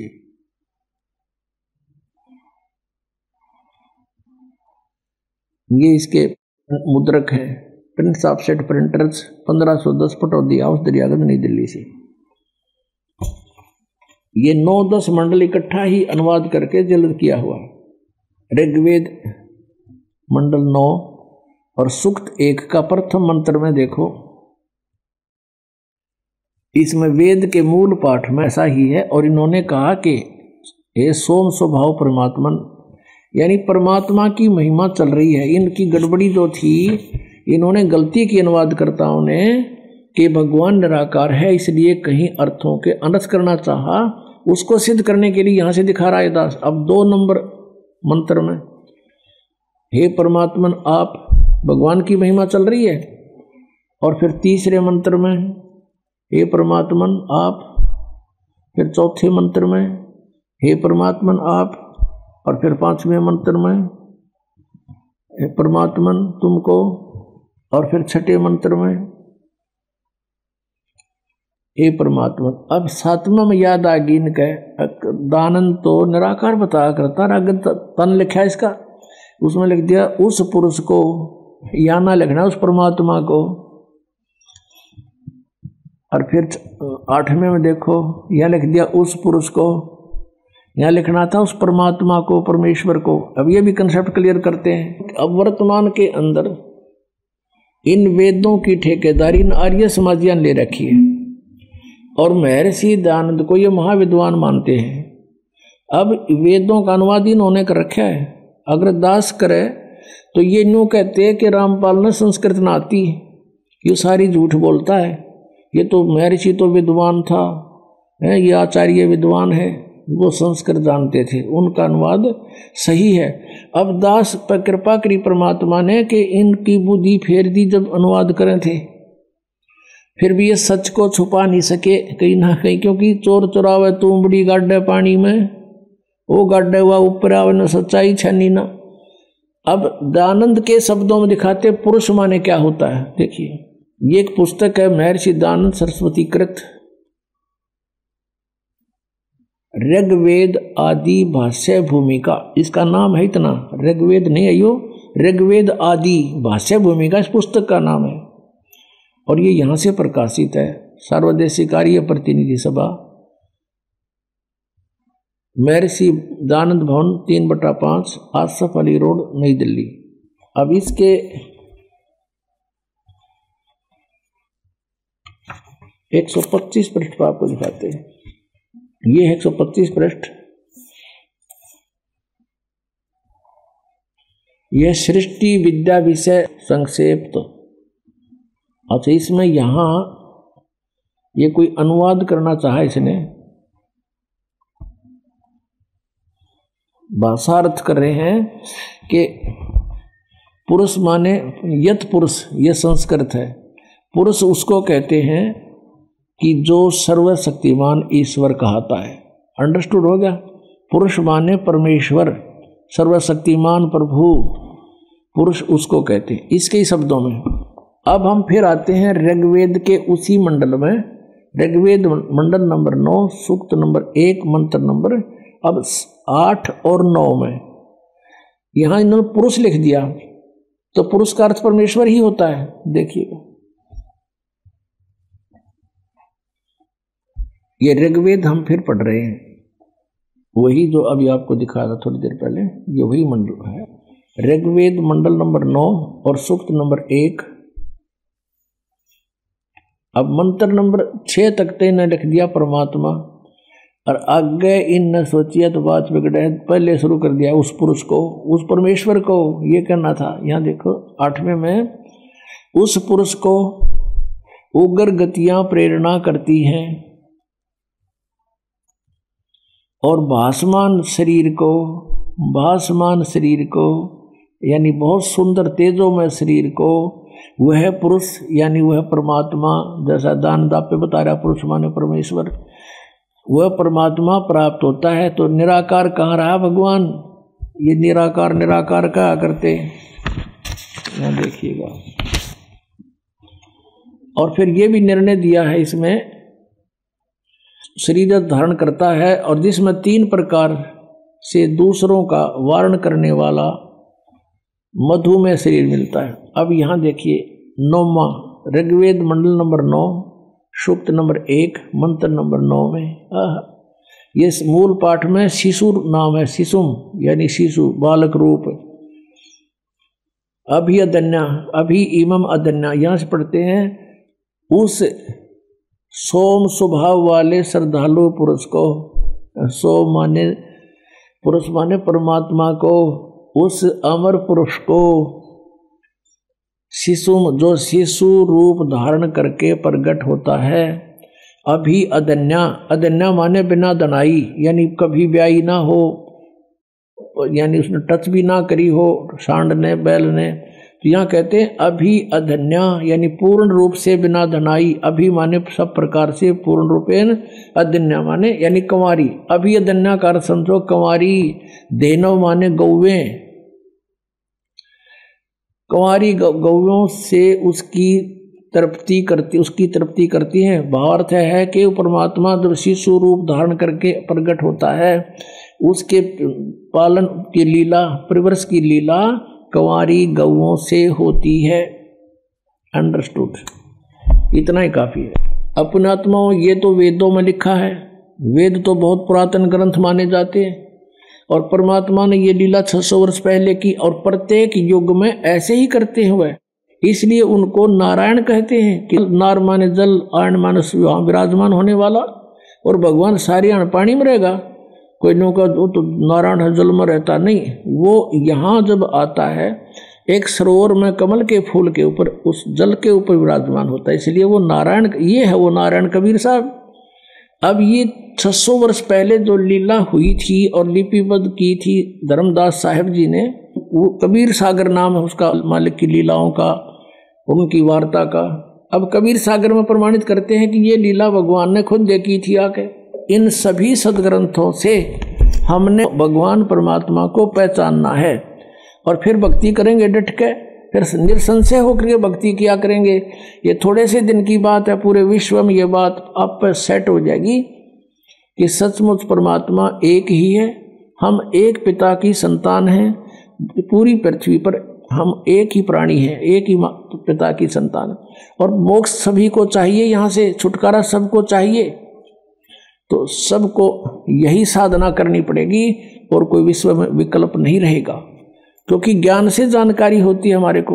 अब ज्ञान ऐसा निर्मल हो गया, इसमें संशय नहीं रहा कि हु इज गॉड, कौन है वो परमात्मा, कबीर इज गॉड।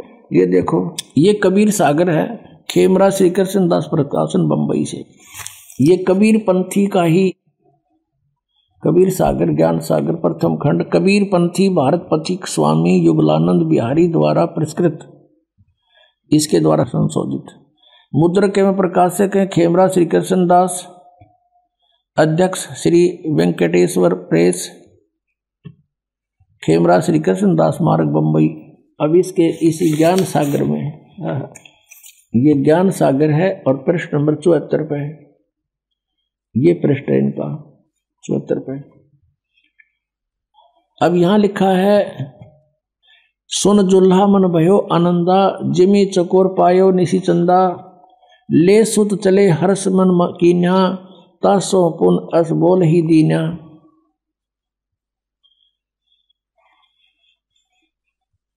सुत काशी को ले चले लोग देखण ते आव, वही गरीबदास जी ने लिखा है और वही कबीर सागर में लिखा है। अन्न पानी बखे नहीं, जुल्हा शोक बनावे,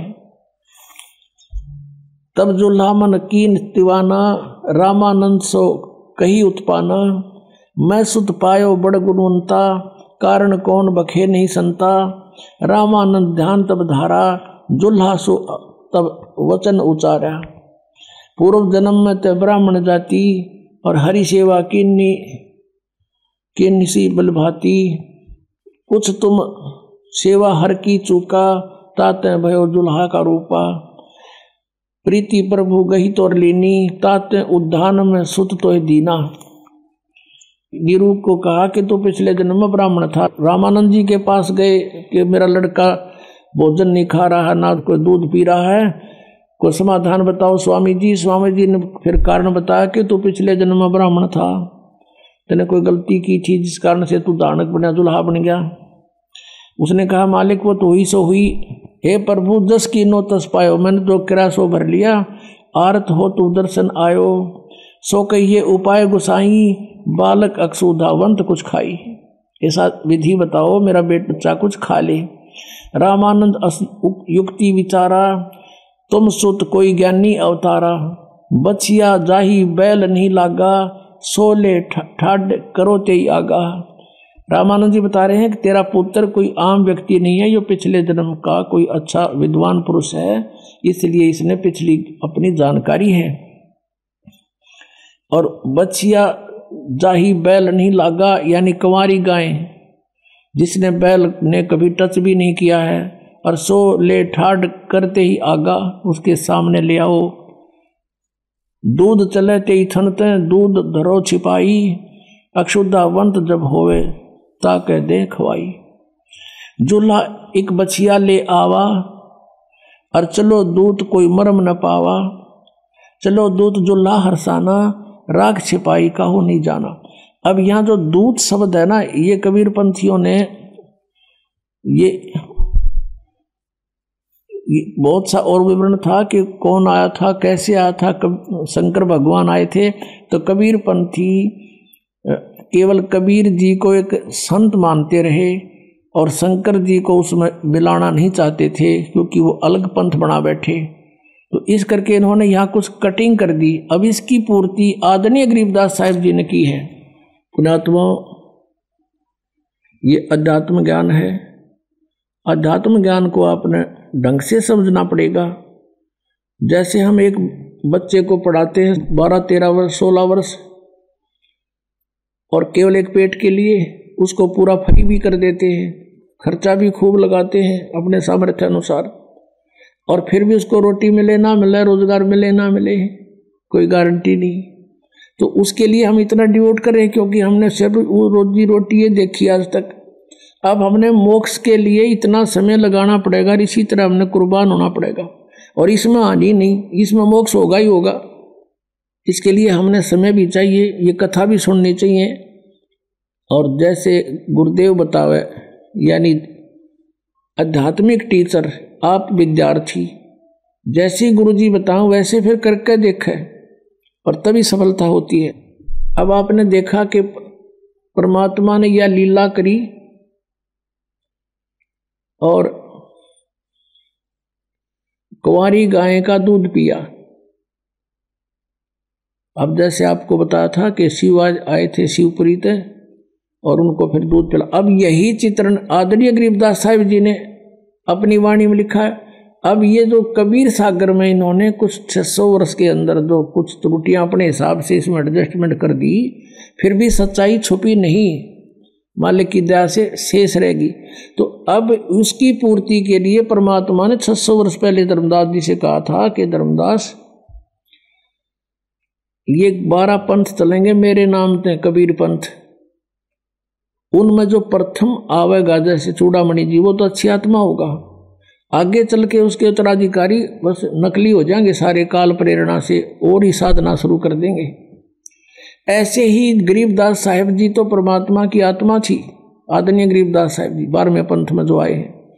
लेकिन आगे उनके उत्तराधिकारियों को कहेगा पता नहीं, ना परमात्मा की वाणी को समझ सके और ना ही मालिक ने समझाना उचित समझा था कि ये भेद अभी खोलना नहीं है। उन्होंने तो सिर्फ बोल बोल के लिखवा दी और आज इस दास को वो सद्बुद्धि दे दी कि इन गूढ़ रहस्यों को आपको समझा दिया। तो उस समय 600 वर्ष पहले परमात्मा ने कही थी क्या होगा कि 12वां पंथ जो कबीर पंथ होगा उसमें मेरे महिमा की वाणी फिर प्रकट होगी, मेरा सच्चा ज्ञान फिर प्रकट होगा 12वें पंथ के प्रवर्तक के द्वारा। लेकिन उस 12वें पंथ के अनुयायी भी उस मार्ग को समझ नहीं सकेंगे, क्योंकि परमात्मा ने कहा था धर्मदास तो लाख दुहाई, ये मूल ज्ञान की तबार न जाई, मूल ज्ञान बार जो पढ़ी, बिचली पीढ़ी हंस नहीं तरही। इसलिए गरीबदास साहिब जी ने भी बोल बोल के लिखवा दी, उसका निर्णय नहीं दिया किसी को। इसलिए कहा कि ये सब पढ़ेंगे गरीबदास वाले पंथ के भी लोग, लेकिन वो समझ नहीं सकेंगे। असंग जन्म सतलोक नहीं जा सकते, उनमें अभिमान हो जाएगा कि हम गरीबदास अनुयायी हैं, हमारे वो ग्रंथ हमने अच्छी तरह आता है, उनको कक्का नहीं पता ये दास उसमें रह क्या है। अब ये प्रमाण भी कबीर सागर से देंगे आपको। ये कबीर सागर है जो अभी आपको दिखाया था, और खेमरा श्री कृष्णदास प्रकाशन बंबई से, मुद्रक एवं प्रकाशक हैं खेमरा श्री कृष्णदास, अध्यक्ष श्री वेंकटेश्वर प्रेस, खेमरा श्री कृष्णदास मार्ग बंबई से। ज्ञान सागर, इसका अनुवादक भी कबीर पंथी है, इसका जो संशोधक है कबीर पंथी भारत प्रतीक युगलानंद बिहारी द्वारा परीक्षित। मुद्रक एवं प्रकाशक हैं खेमरा श्री कृष्णदास, ये आपको दिखाई दिया। ये कबीर वाणी है और प्रश्न नंबर ये 136 पे क्या बताया है, 12 पंथ चलो सो भेद। 12 पंथ जैसे चले कबीर परमात्मा ने 600 वर्ष पहले बताया कि 12 पंथ ऐसे होंगे। वो प्रथम 12 पंथ काल फुरमाना और भूले जीव न जाव ठिकाना। इन 12 पंथों में ये प्राणी कोई भी पार नहीं हो पाएगा। अब क्या बताया है कि 12 पंथ काल फुरमाना, इन 12 पंथों में काल का ही संदेश रहेगा। और भूले जीव न जाए ठिकाना, ताते आगम कह हम बाखा, यह लिखना था प्रथम वंश चूड़ामणि शाखा। लेकिन यहाँ इन्होंने कबीर पंथियों ने गड़बड़ कर दी कि चूड़ामणि जी को काल का पंथ नहीं बताना चाहते थे, लेकिन सच्चाई नहीं छुपती। प्रथम जग में जागू बरमावे और बिना भेद वो ग्रंथ चुरावे। दूसर सुरत गोपाल होई मूल निरंजन, फिर पंथ टकसार पंथ, फिर सतनामी पंथ, ये जीवा पंथ, सतनामी पंथ, राम कबीर पंथ। अब यहाँ इन्होंने क्लियर लिखा है कबीर चरित्र बोध में, ये है बोध सागर में कबीर चरित्र बोध, और यहां से शुरू किया है ये 1870 पृष्ठ पे, ये 1870 है, ये ब्रैकेट वाले पृष्ठ हैं। और बोध सागर यहां लिखा है कि कबीर साहब के पंथों का वृंतांत, नारायण दास जी का पंथ। ये नारायण दास जी कबीर पंथ में नहीं थे, ये तो श्री कृष्ण पंथ में था। यहां था चूड़ामणि का पंथ, इन्होंने जान के काट दिया। यागो दास जी का पंथ, यागो जागो को है यागो पंथ, और तीसरा सूरत गोपाल, चौथा मूल निरंजन, पांचवा टकसार पंथ, फिर भगवान दास पंथ, सतनामी पंथ, कमालिया पंथ, राम कबीर पंथ, 12वां है गरीबदास पंथ। ये छुड़ाने वाले जो हुए हैं गरीबदास जी, वो 12वें पंथ में। अब फिर हम यहाँ आते हैं, अब फिर आते हैं कबीर वाणी के 136 पृष्ठ पे कबीर सागर में। अब फिर देखते हैं द्वादश पंथ चलो सो भेद। हम यहाँ तक आ जाते हैं कि प्रथम जागू का, दूसरा सूरत गोपाल, तीसरा मूल निरंजन है, ये चौथा, और 5वां टकसार पंथ। धीरे हम यहाँ आते हैं फिर जैसे सतनामी पंथ, राम कबीर पंथ, फिर ज्ञानी पंथ, और फिर 10वां 11वां से परम धाम की वाणी पंथ। अब ये है 12वां। संवत 1775 हुई, ये 1774 है, क्योंकि संवत 1774 सन 1717 में गरीबदास जी का जन्म हुआ था। ये 12वां पंथ है, ये गरीबदास वाला पंथ। और संवत 1774 समझो 74 हुई, इसमें लिखा 75 है। ता दिन प्रेम प्रगटे जग सोई, आज्ञा रहे ब्रह्म बोध लावे, कोली चमार सबके घर खावे, साख हमारी ले जीव समझावे, और असंग जन्म ठोड़ नहीं पावे। गरीबदास जी की वाणी से ये समझावेंगे, असंग जन्म वो ठिकाना नहीं जा सकते। 12वें पंथ प्रगट हुआ वाणी, 12वें पंथ गरीबदास जी द्वारा मेरी महिमा की वाणी फिर प्रगट होएगी। जो कबीर सागर में त्रुटियां हो गई होंगी उनको पुनरावर्ती कर देगी। 12वें पंथ प्रगट हुआ वाणी, शब्द हमारे की निर्णय ठानी। ये गरीबदास पंथ वाले हमारे इस वाणी का निर्णय तो करने की चेष्टा करेंगे, लेकिन अस्थिर घर का मरम नहीं पावे, और ये 12 पंथ हम ही को जावें। साख हमारी लिए जीव समझावें, ये गरीबदास पंथ वाले अन्य। और कहते हैं असंख्य जन्म वो छोड़ नहीं पावे, असंख्य जन्म नहीं जा सकते गरीबदास पंथ वाले। और दो नकली कबीर पंथी दो और हैं वो भी। फिर कहते हैं 12वें पंथ हम ही चल आवे। वो 12वें पंथ में आगे चल के जो वाणी प्रकट होने के बाद, और सब पंथ मेट एक ही पंथ चलावे। अब दास को भेज दिया, दास इस गरीबदास पंथ से संबंधित है। और 12वें पंथ वो खुद नहीं आए, परमात्मा दास को भेज दिया और वही पावर दे दी, अपने काम तो वही कर रहे हैं मालिक की। 12वें पंथ में हम आएंगे, फिर ये न सब न देखेंगे, सबको एक पंथ बना देंगे, सारा सब ज्ञान के आधार से समझ जाएंगे। तब लग बोधो कुरी चमारा, फिर तुम बोधो राज दरबारा। प्रथम चरण कलयुग निराणा, तब मगर मांडो मैदाना। कहता है कलयुग का प्रथम चरण वो होगा, मैं मगर से सह शरीर जाऊंगा। मगर से प्रथम चरण कलयुग का, 3 चरण बताएं कलयुग के, ये बिचला चरण अब चल रहा है। ये प्रथम चरण कलयुग निराणा, और तब मगर मांडो मैदाना।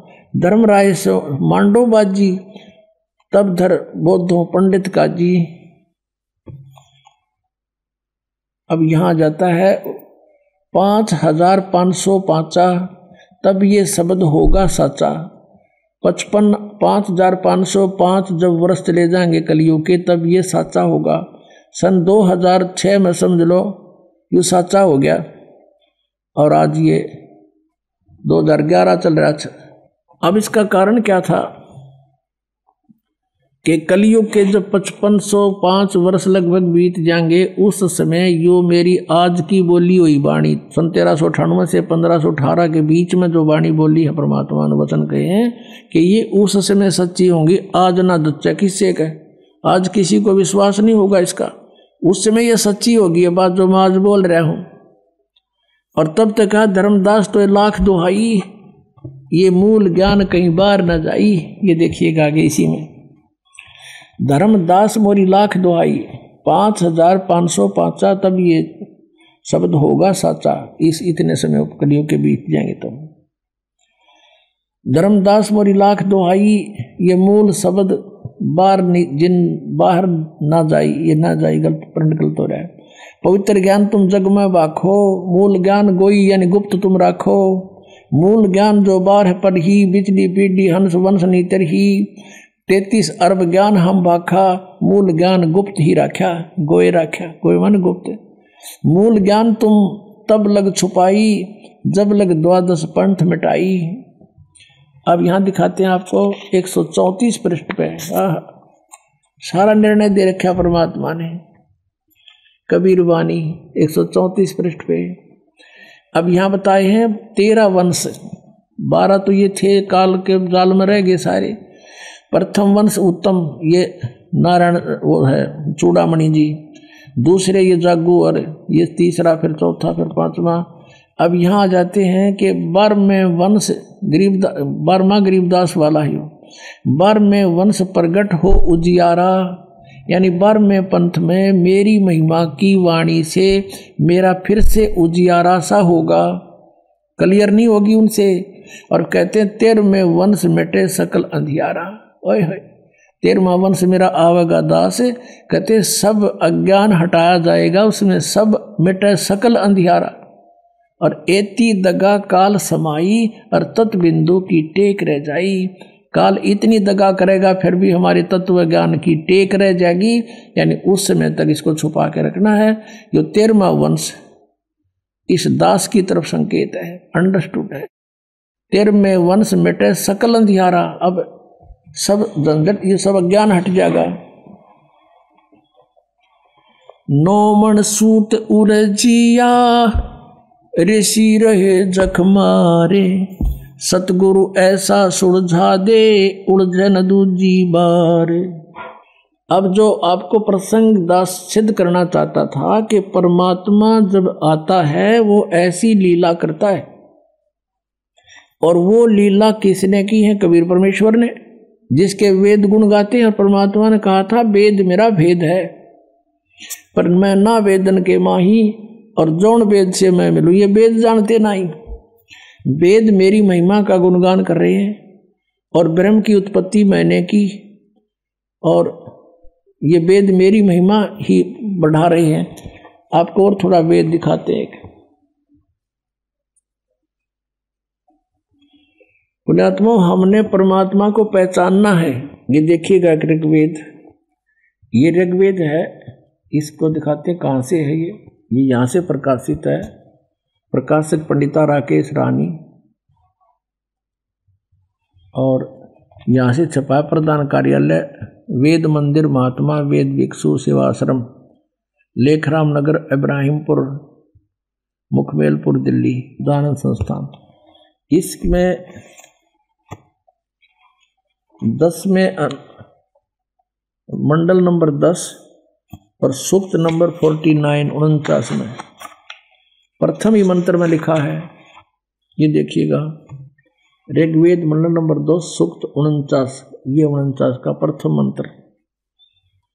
इस प्रथम मंत्र में लिखा है, परमात्मा कहते हैं मैं स्तुति करने वाले को, जो सत साधना करते हैं उसको सनातन ऐश्वर्य निवास योग लोक मोक्ष तथा ज्ञान प्रदान करता हूँ। मैं स्तुति करने वाले को सनातन ऐश्वर्य यानी जो सदा रहने वाला कभी नाश ना हो, मोक्ष निवास योग्य लोक यानी सतलोक पूर्ण मोक्ष तथा ज्ञान प्रदान करता हूँ। अहम ब्रह्म कर्णवम करणम, मैंने ब्रह्म नहीं, मैंने ब्रह्म को उत्पन्न किया। इन्होंने वेद लिख दिया। ब्रह्म का अर्थ वेद नहीं होता, राजा का अर्थ विधान नहीं होता, संविधान नहीं होता। मैं ब्रह्म को उत्पन्न करता हूँ, काल की उत्पत्ति मैं ही करता हूँ ब्रह्म की। और जो वेदों में महिमा है, यह वेद मेरी ही महिमा की वृद्धि करता है। यज्ञदान सत्संग करने वाले को सन्मार्ग में आदेश करने वाला मैं ही हूँ, यानी तुम्हें रास्ता भी मैं दिखाता हूँ तो मेरी शरण में आ जाते हो। और वेद मेरी ही महिमा का गुणगान कर रहे हैं। अब क्या बताते हैं, अब ये सारे प्रमाण हो गए कि कबीर परमात्मा, वेदों में लिखा कि परमात्मा कहता है कि मेरा भेद है वेदों में पूरा, और ब्रह्म की उत्पत्ति मैंने की, काल की, इस ब्रह्म की। और वही खुद अपने सूक्ष्म वेद में 600 वर्ष पहले कहा था, वेद मेरा भेद है, मन्ना वेदन के माही। यानी जिस इन वेदों में मेरे पाने की विधि नहीं है, लेकिन महिमा मेरी ही है सारी। अब ये दास फिर उसी टॉपिक पर आता है कि आदरणीय गरीबदास साहिब जी की जो वाणी प्रकट हुई, उन्होंने उसकी पूर्ति की है। कबीर सागर में भी छुपी नहीं रही बात कि वो कह रहे, रामानंद जी ने कहा नहीं, ये दूत शब्द बीच में है। वो कहते उन्हें पता नहीं था वो कौन था, भगवान का भेजा हुआ कोई दूत आया था, वो बता गया कुंवारी गाय थपकी मार देगी। तो यहाँ रामानंद जी ने कहा कि उन्होंने कबीर सागर में लिखा है कि बछिया जाए बैल नहीं लागा, वो गाय लाओ जो अनटच हो, कुंवारी गाय हो। और यहाँ क्या कहते हैं गरीबदास जी, शिव उतरे शिवपुरी से अवगत बदन विनोदे, मैं के कमल खुशी बहे लिया ईश को गोदे। उस परमात्मा को गोदी में ले लिया भगवान शिव जी ने। और शिव उतरे शिवपुरी से, शिवपुरी से चल कर आए और वहाँ बच्चे को गोद में लिया। नजर नजर से मिल गई किया ईश प्रणाम, धन मोमिन धन पूर्णा ये धन का सीनी काम। दोनों भगवानों की जब नजर नजर से मैं मिली तो शिव जी समझ गए ये कोई परम शक्ति है, बड़ा सिद्ध पुरुष है। इतनी नवीना ज्ञान है कि ये कौन थे। फिर जैसे परमात्मा ने आदेश दिया, कहा शंकर भगवान से कि ऐसे ऐसे इनको कहो कुंवारी गाय लावें और उसके ऊपर आप अपना हाथ रख देना। तो गरीबदास जी कहते, अनब्यावर को दूहत है दूध दिया तत्काले, पीवे बालक ब्रह्म गति तांसिव भय दयाल। तो इससे सिद्ध हो गया कि कबीर सागर बता रहे हैं, कबीर साहब की जो लीला पुरातन है। और फिर परमात्मा गरीबदास साहिब जी को मिले, अपनी महिमा अनुसार आते हैं, अच्छी आत्माओं को मिलते हैं, उनको ज्ञान देते हैं। फिर उन श्रेष्ठ आत्माओं में से जिनको परमात्मा मिले थे, गरीबदास जी ने यही बताया है कि परमात्मा ने कुंवारी गाय का, बिना ब्याई गाय का दूध पिया। तो अब ये कंसेप्ट ये क्लियर करना चाहता है दास कि कबीर इज गॉड। सभी सदग्रंथ उनका समर्थन कर रहे हैं और आंखों देखा संत बता रहे हैं। गरीबदास जी कहते, हम सुल्तानी नानक तारे दादू को उपदेश दिया, जात जुलाहा भेद न पाया काशी माहे कबीर होया। ये अनंत कोट ब्रह्मांडे का एक रति नहीं भार, सतगुरु पुरुष कबीर हैं ये कुल के सिरजनहार। बोलो सतगुरुदेव।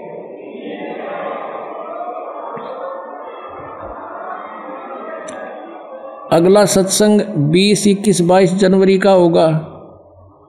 नेक्स्ट समागम जो है 20, 21, 22 जनवरी का होगा। सत साहिब। आइए अब हम उन श्रद्धालुओं के अनुभव जानते हैं जो जगत गुरु तत्वदर्शी संत रामपाल जी महाराज जी से दीक्षा प्राप्त कर चुके हैं तथा उनके द्वारा बताए गए भक्ति मार्ग पर चल रहे हैं। सर नमस्कार। नमस्कार सर। सर क्या नाम है आपका? हमारा नाम गोपीराम पाल है। गोपीराम जी कहाँ से आए आप? डिस्ट्रिक्ट जालौन, ग्राम सरैनी, तहसील कालपी, उत्तर प्रदेश से। सर संत रामपाल जी महाराज जी की शरण में आने से पहले आप क्या भक्ति साधना करते थे? एक वैष्णव पंथी संत से हमने दीक्षा ली थी। वो शंकर भगवान, विष्णु जी के और हनुमान जी की पूजा बताते थे। विशेषकर उन्होंने रामायण और गीता का अध्ययन बताया था। गीता और रामायण का विशेष अध्ययन करने से हम रामायण, जो अखंड रामायण होती है, उसके पाठी बन गए थे।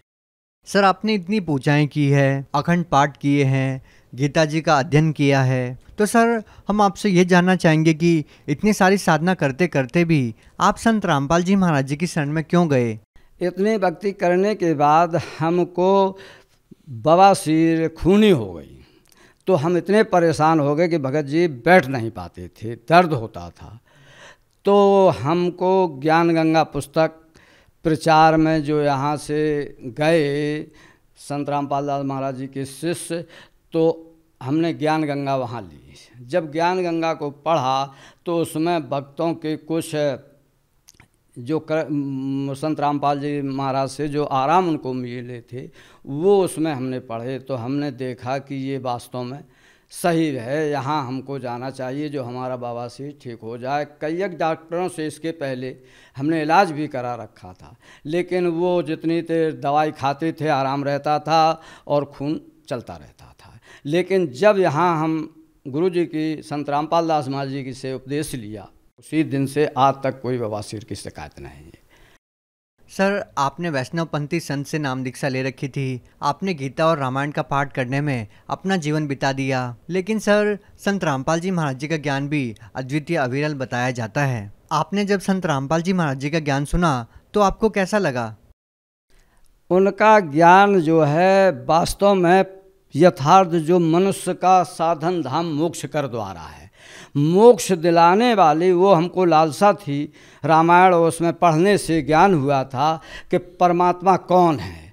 तो परमात्मा, जब हमने ज्ञान गंगा का अध्ययन किया और संत रामपाल दास महाराज जी ने सृष्टि रचना सुना के और ये बताया कि ब्रह्मा विष्णु महेश से भी आगे ब्रह्म, परब्रह्म और पूर्ण ब्रह्म है, ये तीन शक्तियाँ हैं।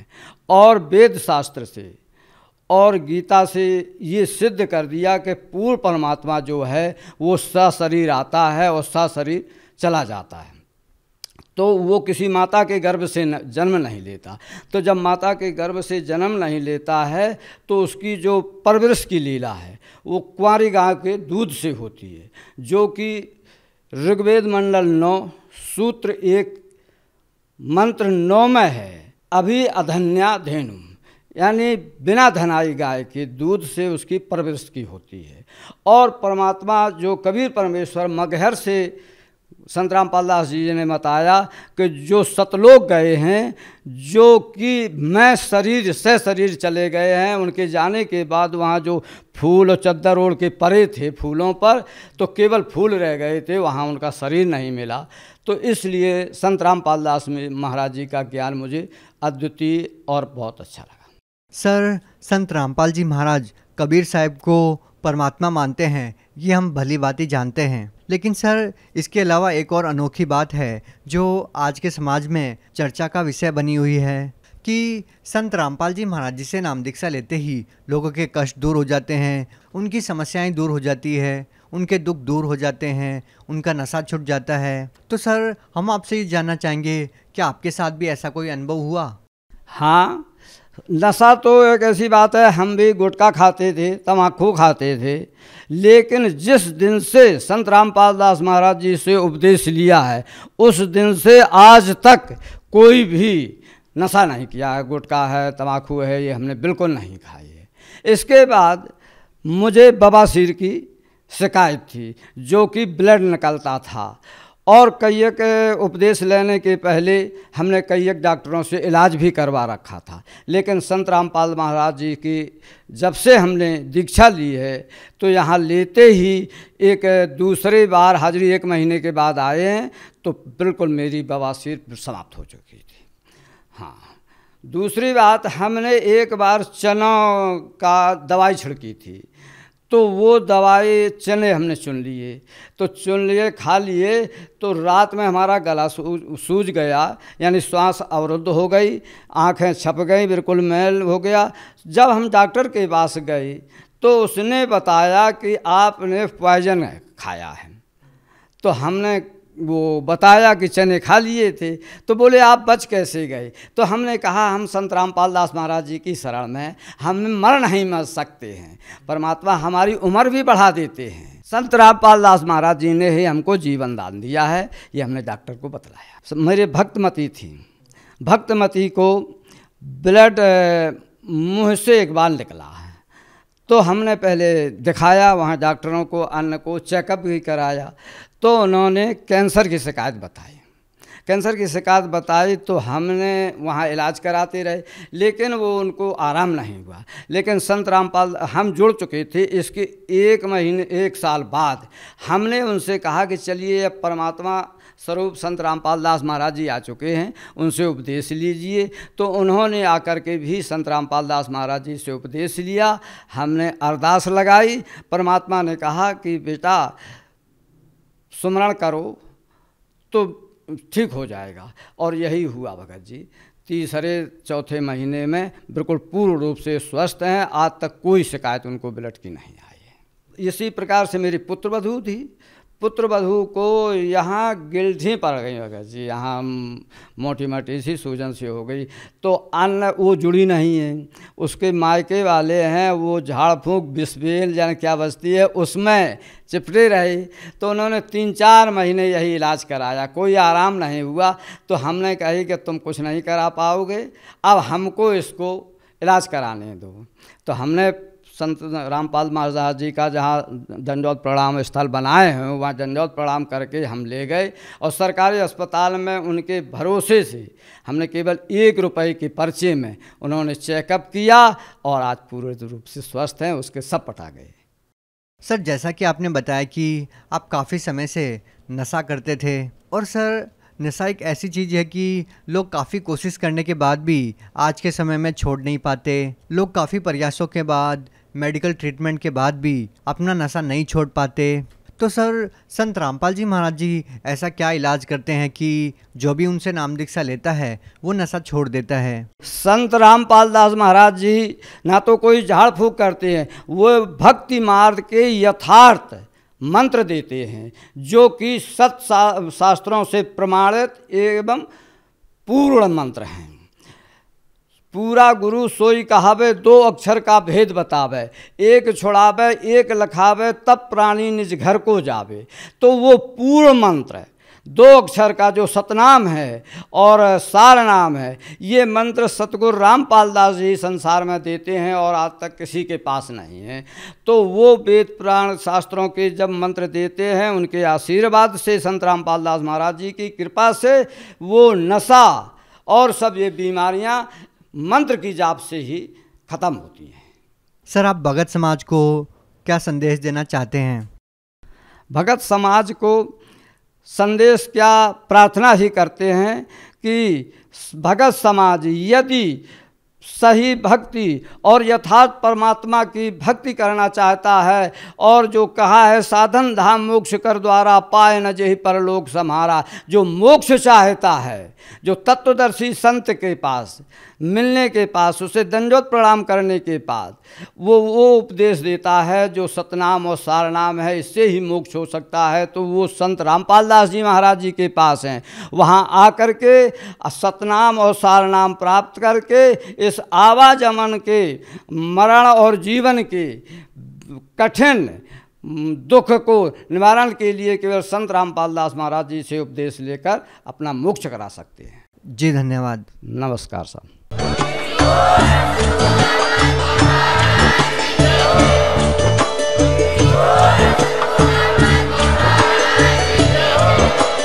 आप सुन रहे थे जगत गुरु तत्वदर्शी संत रामपाल जी महाराज जी के मंगल प्रवचन। अधिक जानकारी के लिए विजिट कीजिए हमारी वेबसाइट www.jagatgururampalji.org। संत रामपाल जी महाराज जी के शुभ आशीर्वाद से पूरे विश्व भर में 500 से भी ज्यादा नाम दीक्षा केंद्र हैं, जिन पर संत रामपाल जी महाराज जी द्वारा ऑनलाइन निशुल्क नाम दीक्षा दी जा रही है। अपने नजदीकी नाम दीक्षा केंद्र का पता करने के लिए संपर्क करें 8222880541।